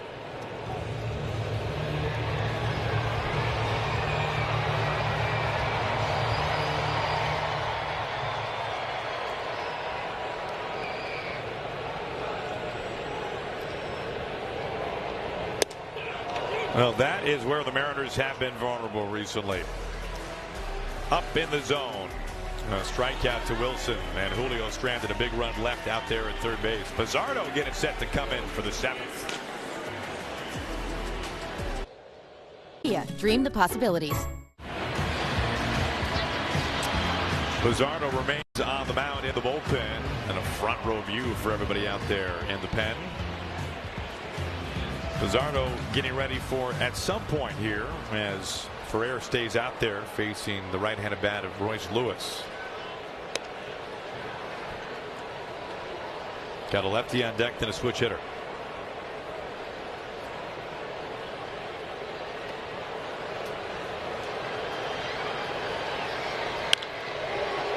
Deep fly, and this is on its way and way gone out to where Bizzardo is. Royce Lewis, game tying home run. Tied at 3 in the 7th inning. Royce Lewis was sent down to AAA. Simplified some things with that swing. Got rid of the toe tap. Just went back to the bigger leg kick he had a couple years ago. With that power stroke back.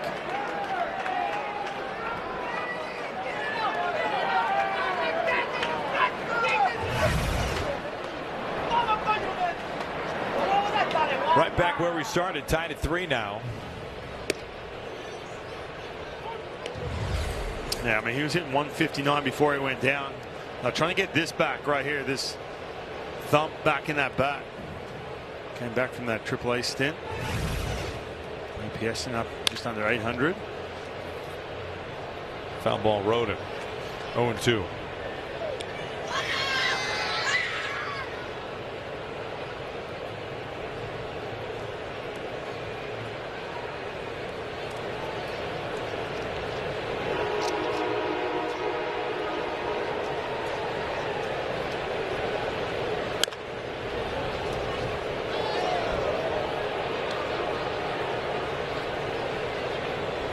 All 3 runs for the Twins coming on 2 homers. Brooks Lee a 2-run shot in the 2nd, and now Lewis here in the 7th.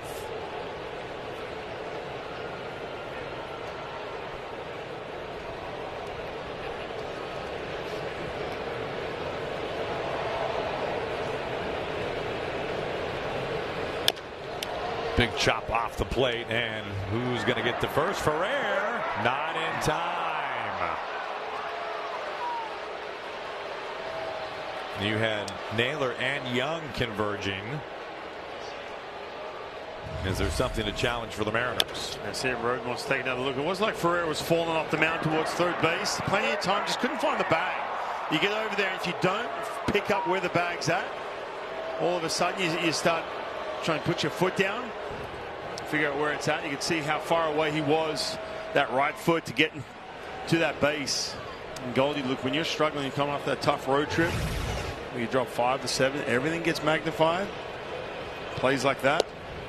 Not getting Julio in. He was in scoring position. He was with none out. Yeah, Julio leadoff single, then immediately stole second base in the 6th. The Mariners could not bring him home. He was left at 3rd. And that felt big at the time, and it looms larger now.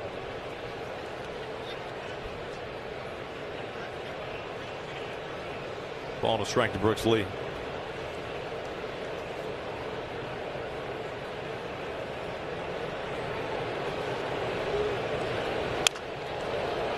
To Rosarena in left field.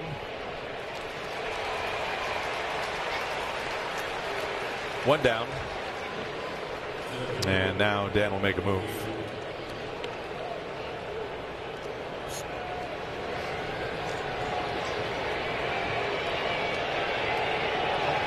One out, one on, tied game.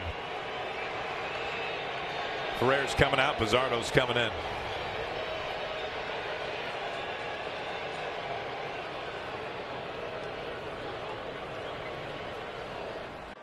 Well, don't miss the, Edward Bizzardo, our Muckleshoot Casino Resort pin report coming on here. He has got a man at first base and 1 out, and facing the righty Luke Keeschel. Pitching both the wins on the road. That one game in LA, going into that 8th inning with a 2-run lead. That back and forth game in Dodger Stadium, and then the win they had down in Texas.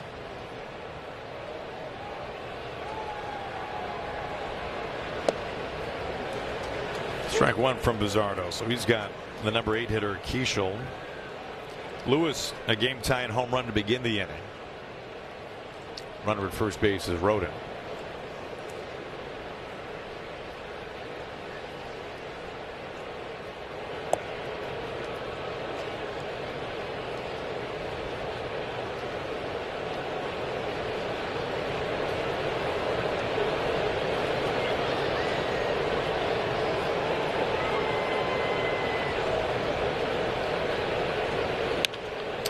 pulled down the line and just fair. Roden is getting waved in, and he will score. Twins take the lead in the 7th inning.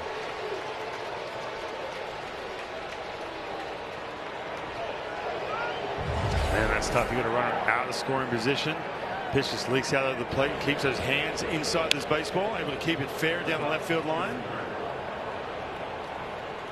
Just like that. How big was that run left out on the bases? That last half inning from the Seattle Mariners. Like I said, everything gets magnified, especially too if you're the Twins coming into Seattle. You got some momentum, you got some big moments that happened that last homestand. All of a sudden they take the lead here late in this game. Derek Shelton going to his bench, calling on veteran switch hitting catcher Victor Caratini. He's batting for Tristan Gray.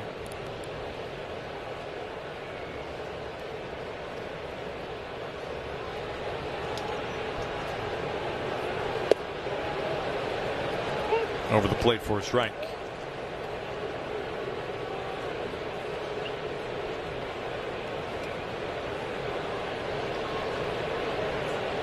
Time call.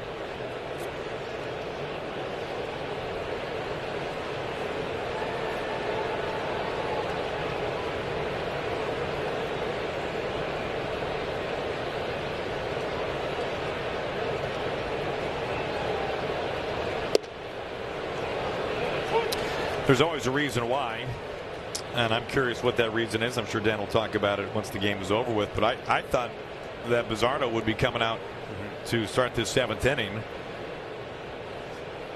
Now, you've had some non-leverage arms who have been getting a pretty good workload as a strikeout to Caratini. I mean, you look at guys like Wilcox, 2 straight days, Hoppy, 2 straight days. Certainly their availability in question. You look at the leverage arms for the Mariners. Spire, Bizzardo, Ferrer, and Munoz have all been down the last 2 days. I was wondering, maybe is there a chance that Spire is down today, but it looks like he is certainly available. It seemed like it would line up well to have Bizzardo in the 7th and then Spire in the 8th if the lineup card was getting back to the top of the 2 lefties of Larnach and Clemens. Of course, you'd have Munoz in the 9th inning. Again, there's always a reason why. Yeah. I mean, I'm looking at this too, and you mentioned facing Royce Lewis to start this inning off. He has struggled against lefties, and I mentioned coming back from AAA, and those struggles have continued. Look, the month of July is at 143 against lefties. Maybe that's played something into it. Much higher swing and miss, but a little surprised to see Ferrer out there, especially too. I talked about the sense of urgency. We saw that down in LA. So Munoz warming up early in that 8th inning. In a game down in LA, we haven't seen that a whole lot. Pushing that bullpen when these games really count. But yeah, Bizzardo has been so good.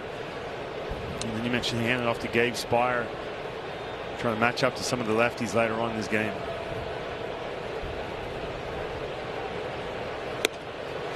One and 2 on a good fastball up and away. And that's another aspect to this. What's been happening this season. Everything else gets magnified. Just that too. Some of the moves you make. Everything's under a microscope. The little things.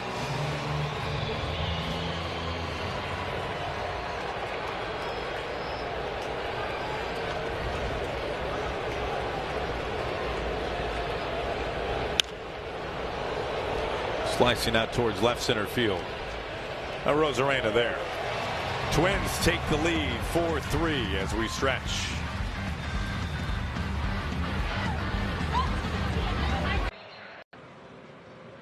August 4th. Welcome to Doc in the Box. Tonight's 7th inning stretch brought to you by Washington's Lottery. Here's to building a stronger Washington. Washington's Lottery helps fund the WA grant. Free money for college, training, or apprenticeships. When you play, all of Washington wins. Gorgeous day around town here in Seattle. You cannot say the same in Colorado. The great Kelsey Wingert, the Rockies reporter, taking cover inside Coors Field from rain and hail, Ange. I guess we've got it pretty good. We do have it good. I have certainly acclimated to the Seattle summers, no doubt about it, because I suffered in Texas and even in Los Angeles. But yes, you will never hear me complain about our weather here in Seattle in the summer. This is why we live through the winter here, right? Well, Angie, you and Goldie were ripping me for my little umbrella down there. She could use that, right? She could have. I know. She could. I don't know, with that hail, she needs one of those ones that like soccer families use, like the little individual tents, the pods. Exactly. It is so true, like, you know, as a mom of baseball players, like we don't go with the pod, really. That's not a thing. Now you have the heaters and you bring all sorts of other things, but that's kind of, I see that more on the soccer side of things. Well, Angie, I still haven't gotten to that place where I'm like, I can live through the winter here to enjoy the summer still. I'm still trying to. Really? Oh, yeah. I mean, look, trust me, the summers are good, but man, those winters get long, that's for sure. Yeah. I'm weird. But we're not dealing with that right there. That was insane. The gray. But I mean, you know, they say in the Northwest that the summers began July 5th, but we have had just an absolutely spectacular summer here, and there is absolutely no reason not to get out here to the ballpark. That is for sure. Another pitch up, and Emerson strikes out. A message now from AAA Washington. At AAA, you already know we got cool trucks, but did you know we also have insane insurance? AAA Washington, become a member today. We got a pitching change. Tommy Nance, right-hander, coming in.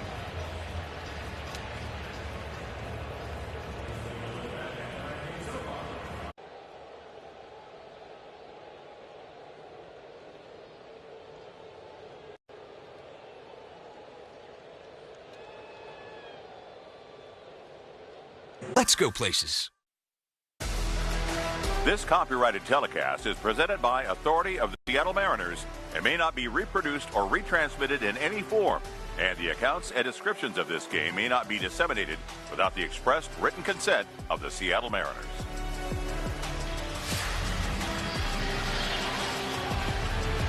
Twins have the lead 4-3, bottom of the 7th inning. New pitcher on the mound, right-handed reliever Tommy Nance takes over. Having a nice year, 3.6 ERA, ton of sliders.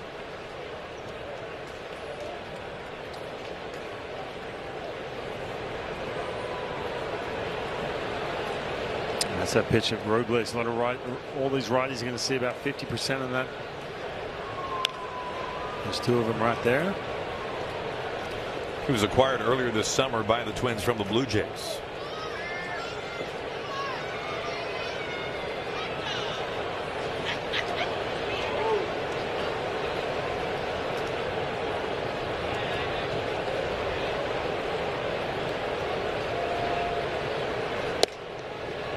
Mariners would love to get Victor Robles on base for the top of the order.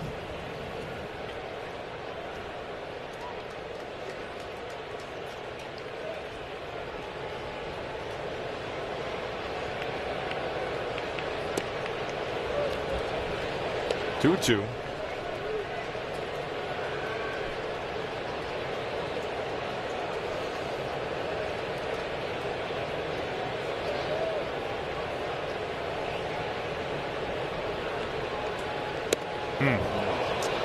Boy, you know, it's been very apparent pitches up in the zone for the Mariners for quite a while now. It almost feels like 1 through 9 now. Yeah. I'm sure it's not true for every hitter, but it at least feels like the majority. It's been a major weak point for the Mariners. It really has. And look, this is just a hanging slider pitch that Nance missed, but Robles, I feel like anything above that strike zone is that chase. It's going along with it.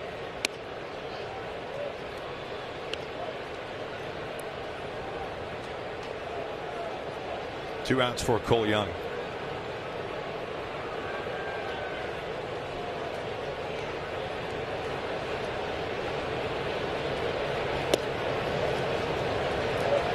If you look at numbers for Mariners hitters, up and out of the zone. So we're looking at the top portion of the zone and then above. Since the start of June, it's the highest chase rate in baseball. Pretty big sample size there. And it's been clearly a point that has been exploited by opposing pitching staffs.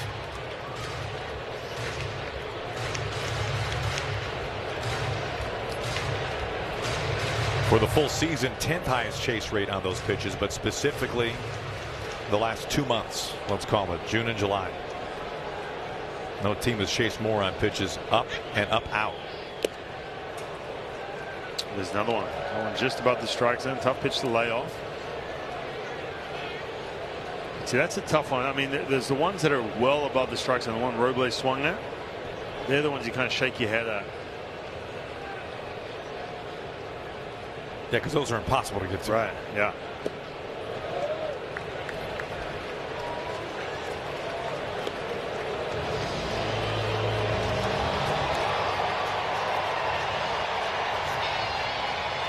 Guys, of course, the other part of that is if you're able to cover up above the zone or you're looking to swing there, and your ability to cover the bottom of the zone is non-existent.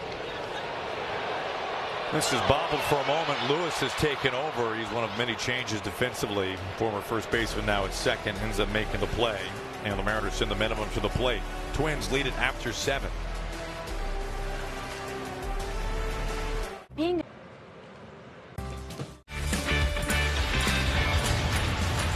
We're seeing something tonight we don't normally see even once in a game, let alone twice, and that is a leverage arm bridging an inning. We saw Ferrer in the 6th and start the 7th. Bizzardo in the 7th and is beginning the 8th. Well, you mentioned maybe potentially Gabe Spire maybe trying to ease up on him, or because the fact that, look, this team's down an arm, there is a situation where you are just sticking with nothing but high leverage, being Bizzardo, Ferrer, and Gabe Spire. But yeah, I mean, look, two of the guys that Ferrer and Bizzardo have, you know, they're candidates to be able to go a little longer in these games, come back out for another inning, but it is rare. You're right. Rosarena giving ground at the wall, gone. 2 key arms in the Mariners bullpen, both giving up late inning home runs tonight. This time it's Bizzardo to Jeffers. 5-3 Twins.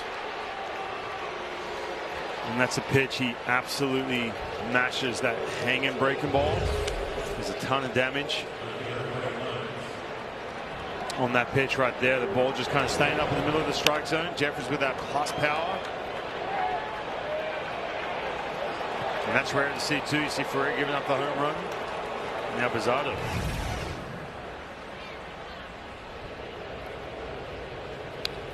I'm not saying that this is it. I'm just asking the question, and I don't think anybody can definitively answer. I'll start by saying that. Okay. Is there any correlation that the first batter faced for each reliever when coming back out hits the home run?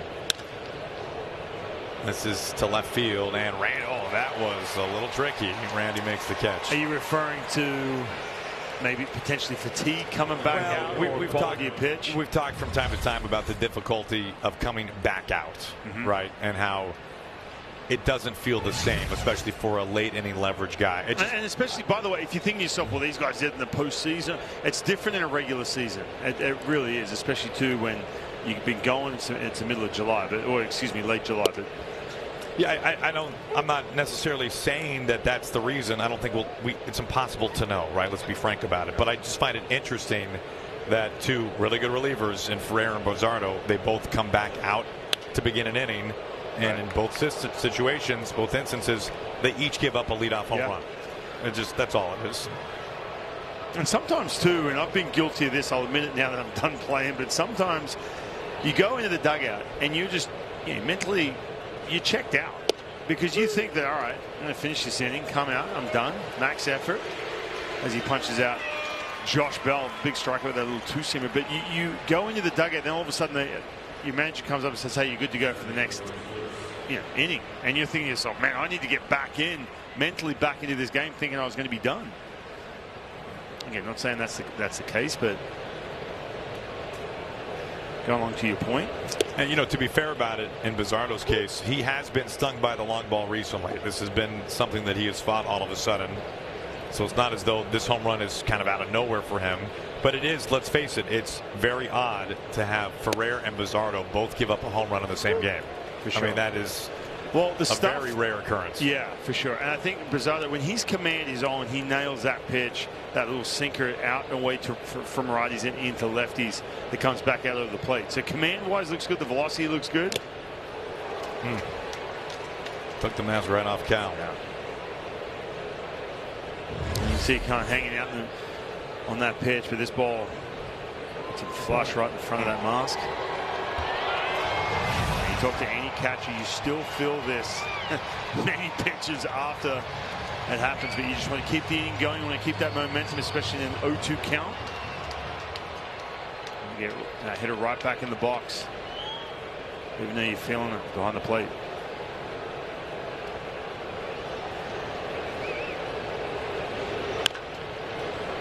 For Bizzardo, that's now 4 homers allowed in his last 7 innings of work.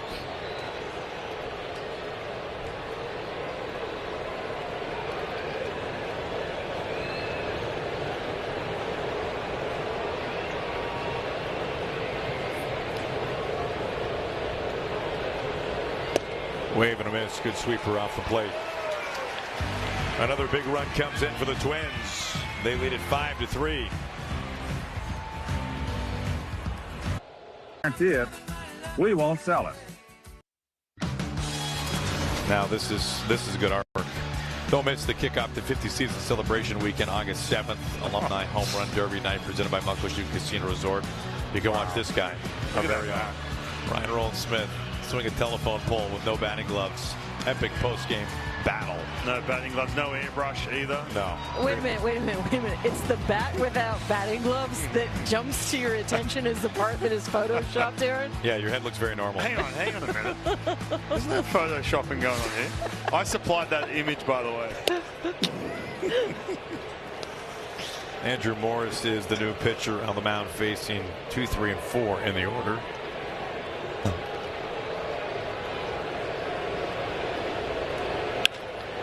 Randy lifts this to straightaway left field. Cody Clemens has taken over out there.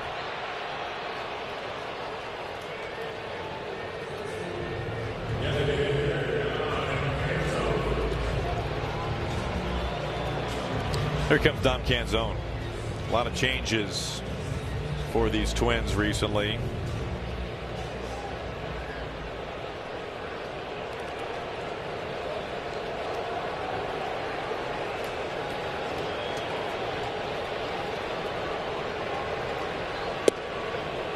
Just missing low. Both teams are out of challenges if that becomes a storyline in the final innings here tonight. Up to our home plate umpire from here on out, Alan Porter. Just like the good old days. Like the golden era of baseball. I can hardly remember. Have you come across anyone who doesn't like the challenge system, Goldies? Anyone you can think of? I mean, I feel like it's one of these ones that everyone's like, yeah, we all agree. Broken bat, ball finds a new man. Martin comes in after misreading it, and he makes the catch.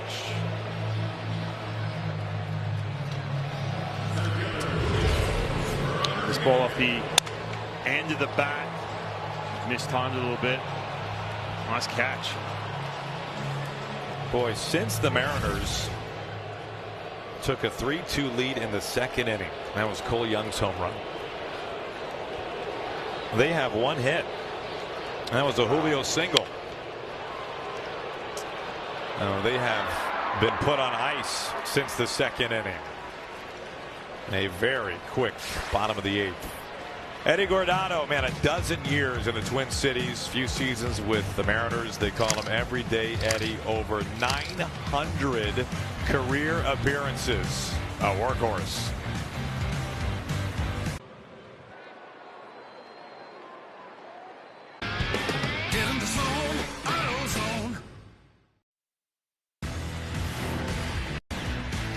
Around the league, presented by Ford.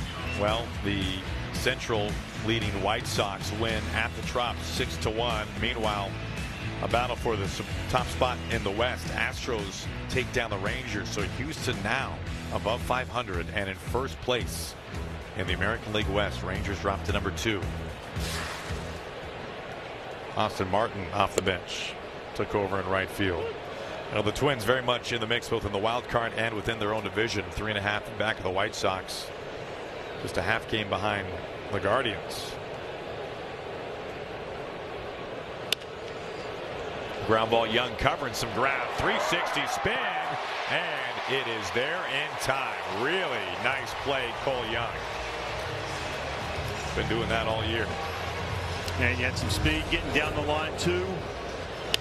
But yeah, you mentioned the left and right, especially to the left in the hole. Just making a perfect throw to Josh Naylor with his weight. Getting taken towards that right field line. Nearly lost the hat as well. Fix that hat. Cole Young. He's been one of the game's best second basemen defensively. One of the best hitting second basemen in the American League. Within the American League West, Mariners 2.5 back. I mean, it does not take much. No, it does not. To be atop the division. Nonetheless, credit to the Astros. They are there now. They've won 9 of their last 10. I mean, after that road trip too, right, where you drop 5 of 7, you come back, you're not getting those vibes, you're not getting that momentum, and you're still looking up and seeing that. You think to yourself, all right, we're okay. Come back tomorrow, figure this out. Can't take this game late.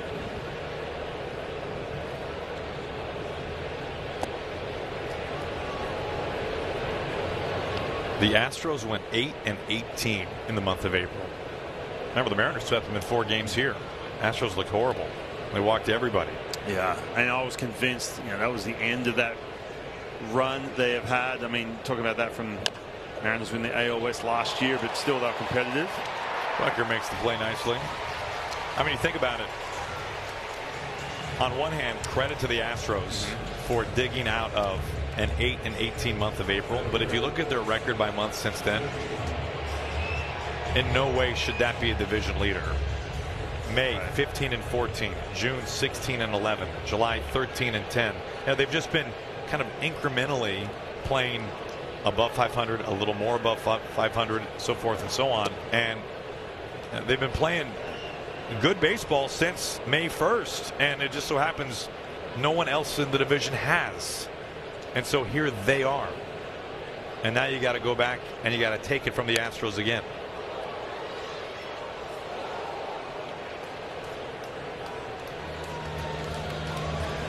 Yeah, I mean, we're talking, going back, I'm remembering now that series. You had no starting pitcher who could throw strikes. It was just a walkathon from the Astros pitching. I mean, there was talks about, especially at the end of that April month, you mentioned, is it time for them to strip it down, go into a full rebuild? They didn't have the same farm system. You didn't have those players coming up like we've seen year in and year out. Those impact players coming up from their minor league system. Again, still hanging out in the AL West because no one's running away from it with it. It's funny. We talk about them just playing a little better incrementally each month over 500. Over 3 months, that does add up. Since June 1st, the best records in the American League: Red Sox, Tigers coming here next, Astros, Twins.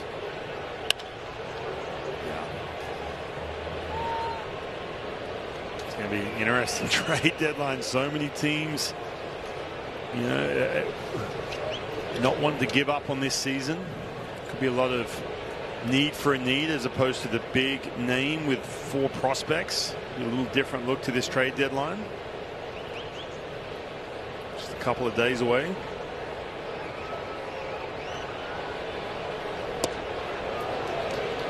Since June 1st, the Astros are now, if you include their win tonight, 29-21. Mariners on the verge of going to 22-29 with a loss tonight since the first day of June. Swinging out of his helmet. To the bottom of the 9th inning, Mariners are down to their final 3 outs. Yoendris Gomez, Twins closer, getting set to pitch.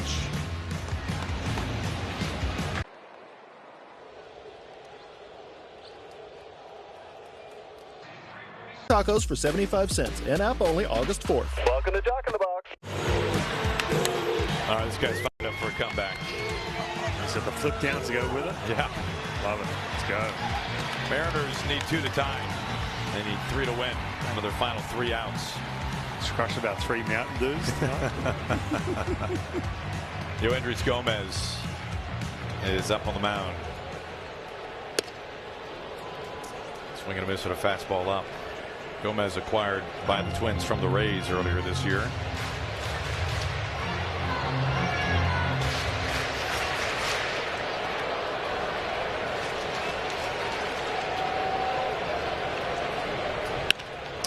The opposite way, and it hangs up just enough. Clemens, a sliding catch. With some good contact. Nice piece of hitting into left field, but just finding an outfielder. We saw this a little bit in that Dodgers series late. I feel like had some good swings to the warning track, but just nothing doing. Here's Cal.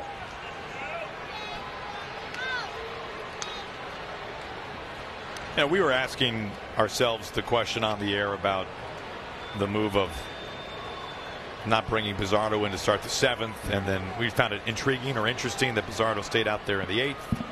What have you? Both of those guys giving up home runs, helping give the Twins a 5-3 lead. I mean, I think those are fair questions to ask, but the bigger issue in this game is the Mariners, since Cole Young's home run in the 2nd inning, they're 1 for their last 21. And that one hit was a Julio broken bat base hit. That's the issue.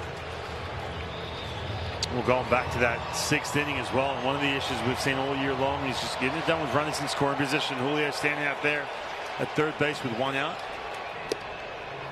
with the middle of the lineup up. We had Cal in that spot. Those little things, man, they linger and they get magnified so much when you are struggling trying to find that momentum. Well, the Mariners have been out homered tonight 3-1. Especially in night 2, where you start to get a little bit of that good feeling offensively early, putting up 3 runs in the first 2 innings.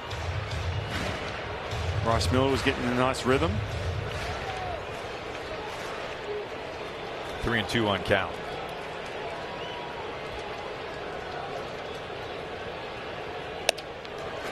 Draws a walk, and now tying run comes to the plate. Well, we've seen that from Cal, that plate discipline, especially when it counts too here in the 9th inning. Now you got Weston Wilson, who's going to get a chance to play a little bit more. JP out, and Colt Emerson, who can start figuring some things out down the bottom of his lineup.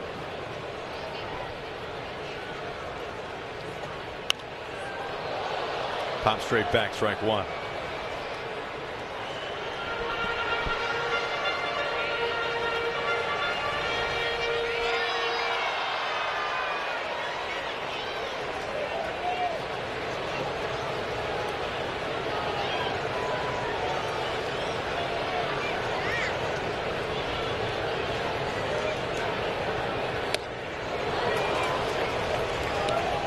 That chase goal, you're talking about the chase above the strike zone, but look, Gomez is a guy who can fall in trouble with the walk. Tough pitch to lay off. See that ball running in under his hands.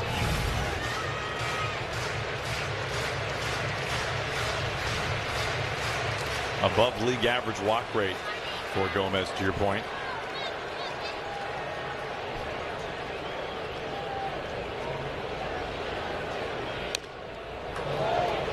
It's a piece to stay alive.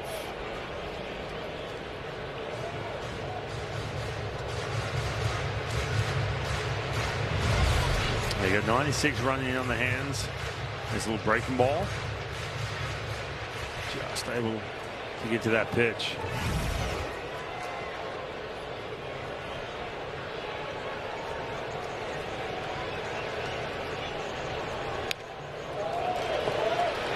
Gets a piece of another one.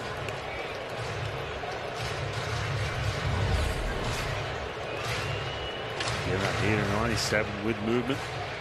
That good extension.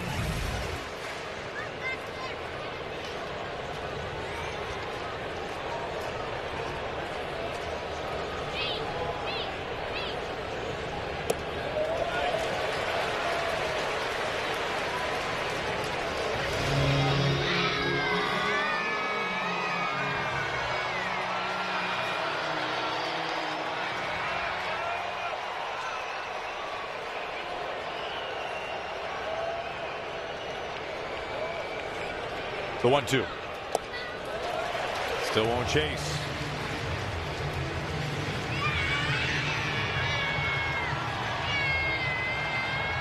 Well, Weston Wilson starting to recognize that breaking ball down and away. Right here, you've got to set your sights something middle up. It's a hanging breaking ball or a heater, 96, 97 if he tries to run that in. This will be pitch number 7 to Wilson. Lays off again. And one step ahead of himself. It has been a long at bat. That's back-to-back 3-ball counts from Gomez. He walked count Raleigh. We'll see if he challenges him here. Hunt something middle up. We cheat on this 96, middle of the plate.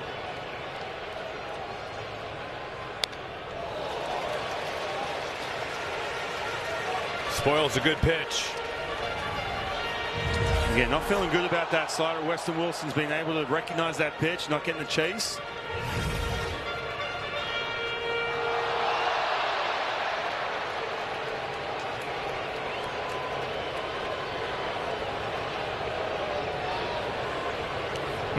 And did that get him or the bat? Looks like it got the bat. Dan Wilson sticking his hand out just to see if that did get the hand. You would think Wilson would make it pretty clear if it hit him in some form. That's off the barrel easily. This will be at least a 10-pitch at bat for Weston Wilson. He has spoiled some tough pitches and laid off some in the other batter's box. Trying to keep the line moving.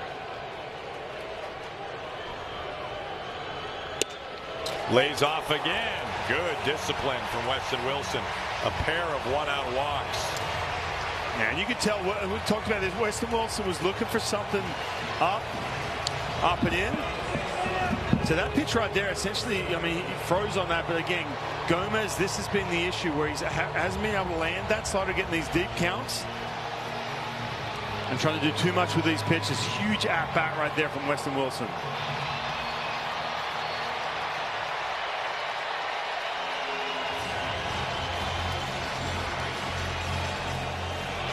My God, you talked about the Mariners as a team with that chase rate at the top of the strike zone. Never more important right here for Colt Emerson. Pitch he has really struggled with. League started to figure him out a little bit. That's what part of this meeting on the mound, just to calm down Gomez. Getting back on the hitter, but also to how they're going to attack Colt Emerson. You can lay off, get yourself into a good hitter's count. Well, you've got the tying run at first base and the winning run, Emerson at the plate. And this crowd rising to its feet now.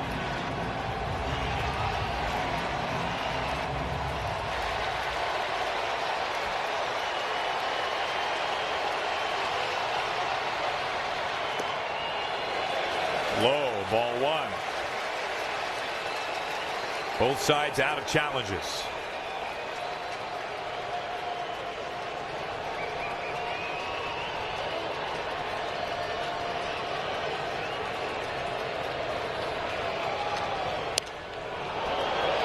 One ball, one strike.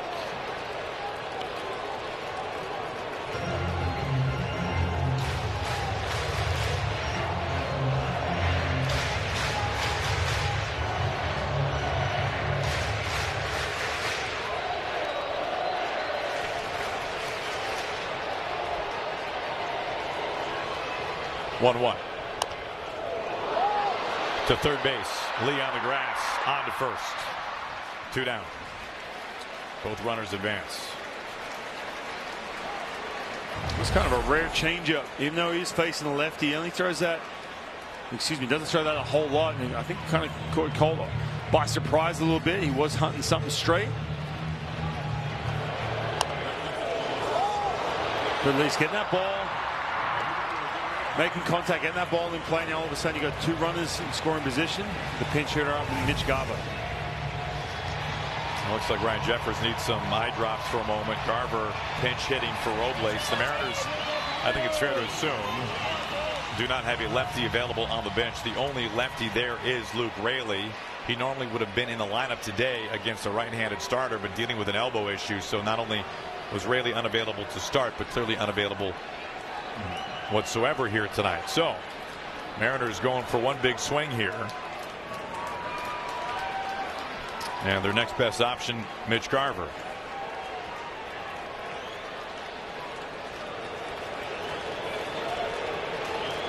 Two outs, two on. Mariners have one hit since the second inning and yet are in this game. First pitch to Garver. Top rail of the zone for a strike.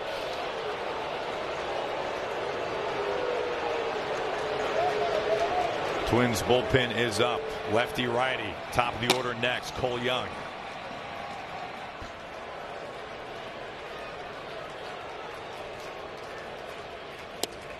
Mariners down to their final strike. You feel like you can only get to this plus breaking ball if he's in a good count. Doesn't trust it if he's going to slip behind, but 0-1. And you get to it now, all of a sudden he's 0-2.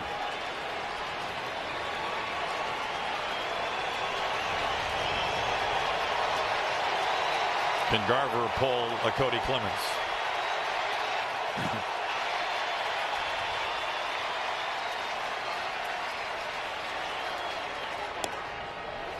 Takes off the plate.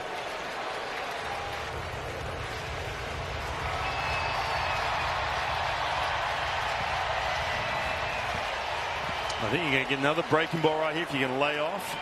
Force him into the fastball. Count. 1-2.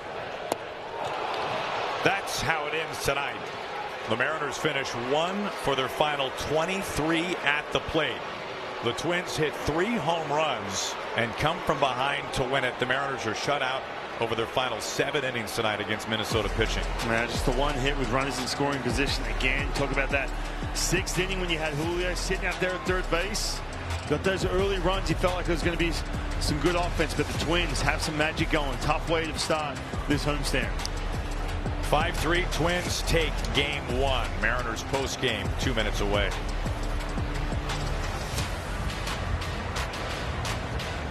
Listen to the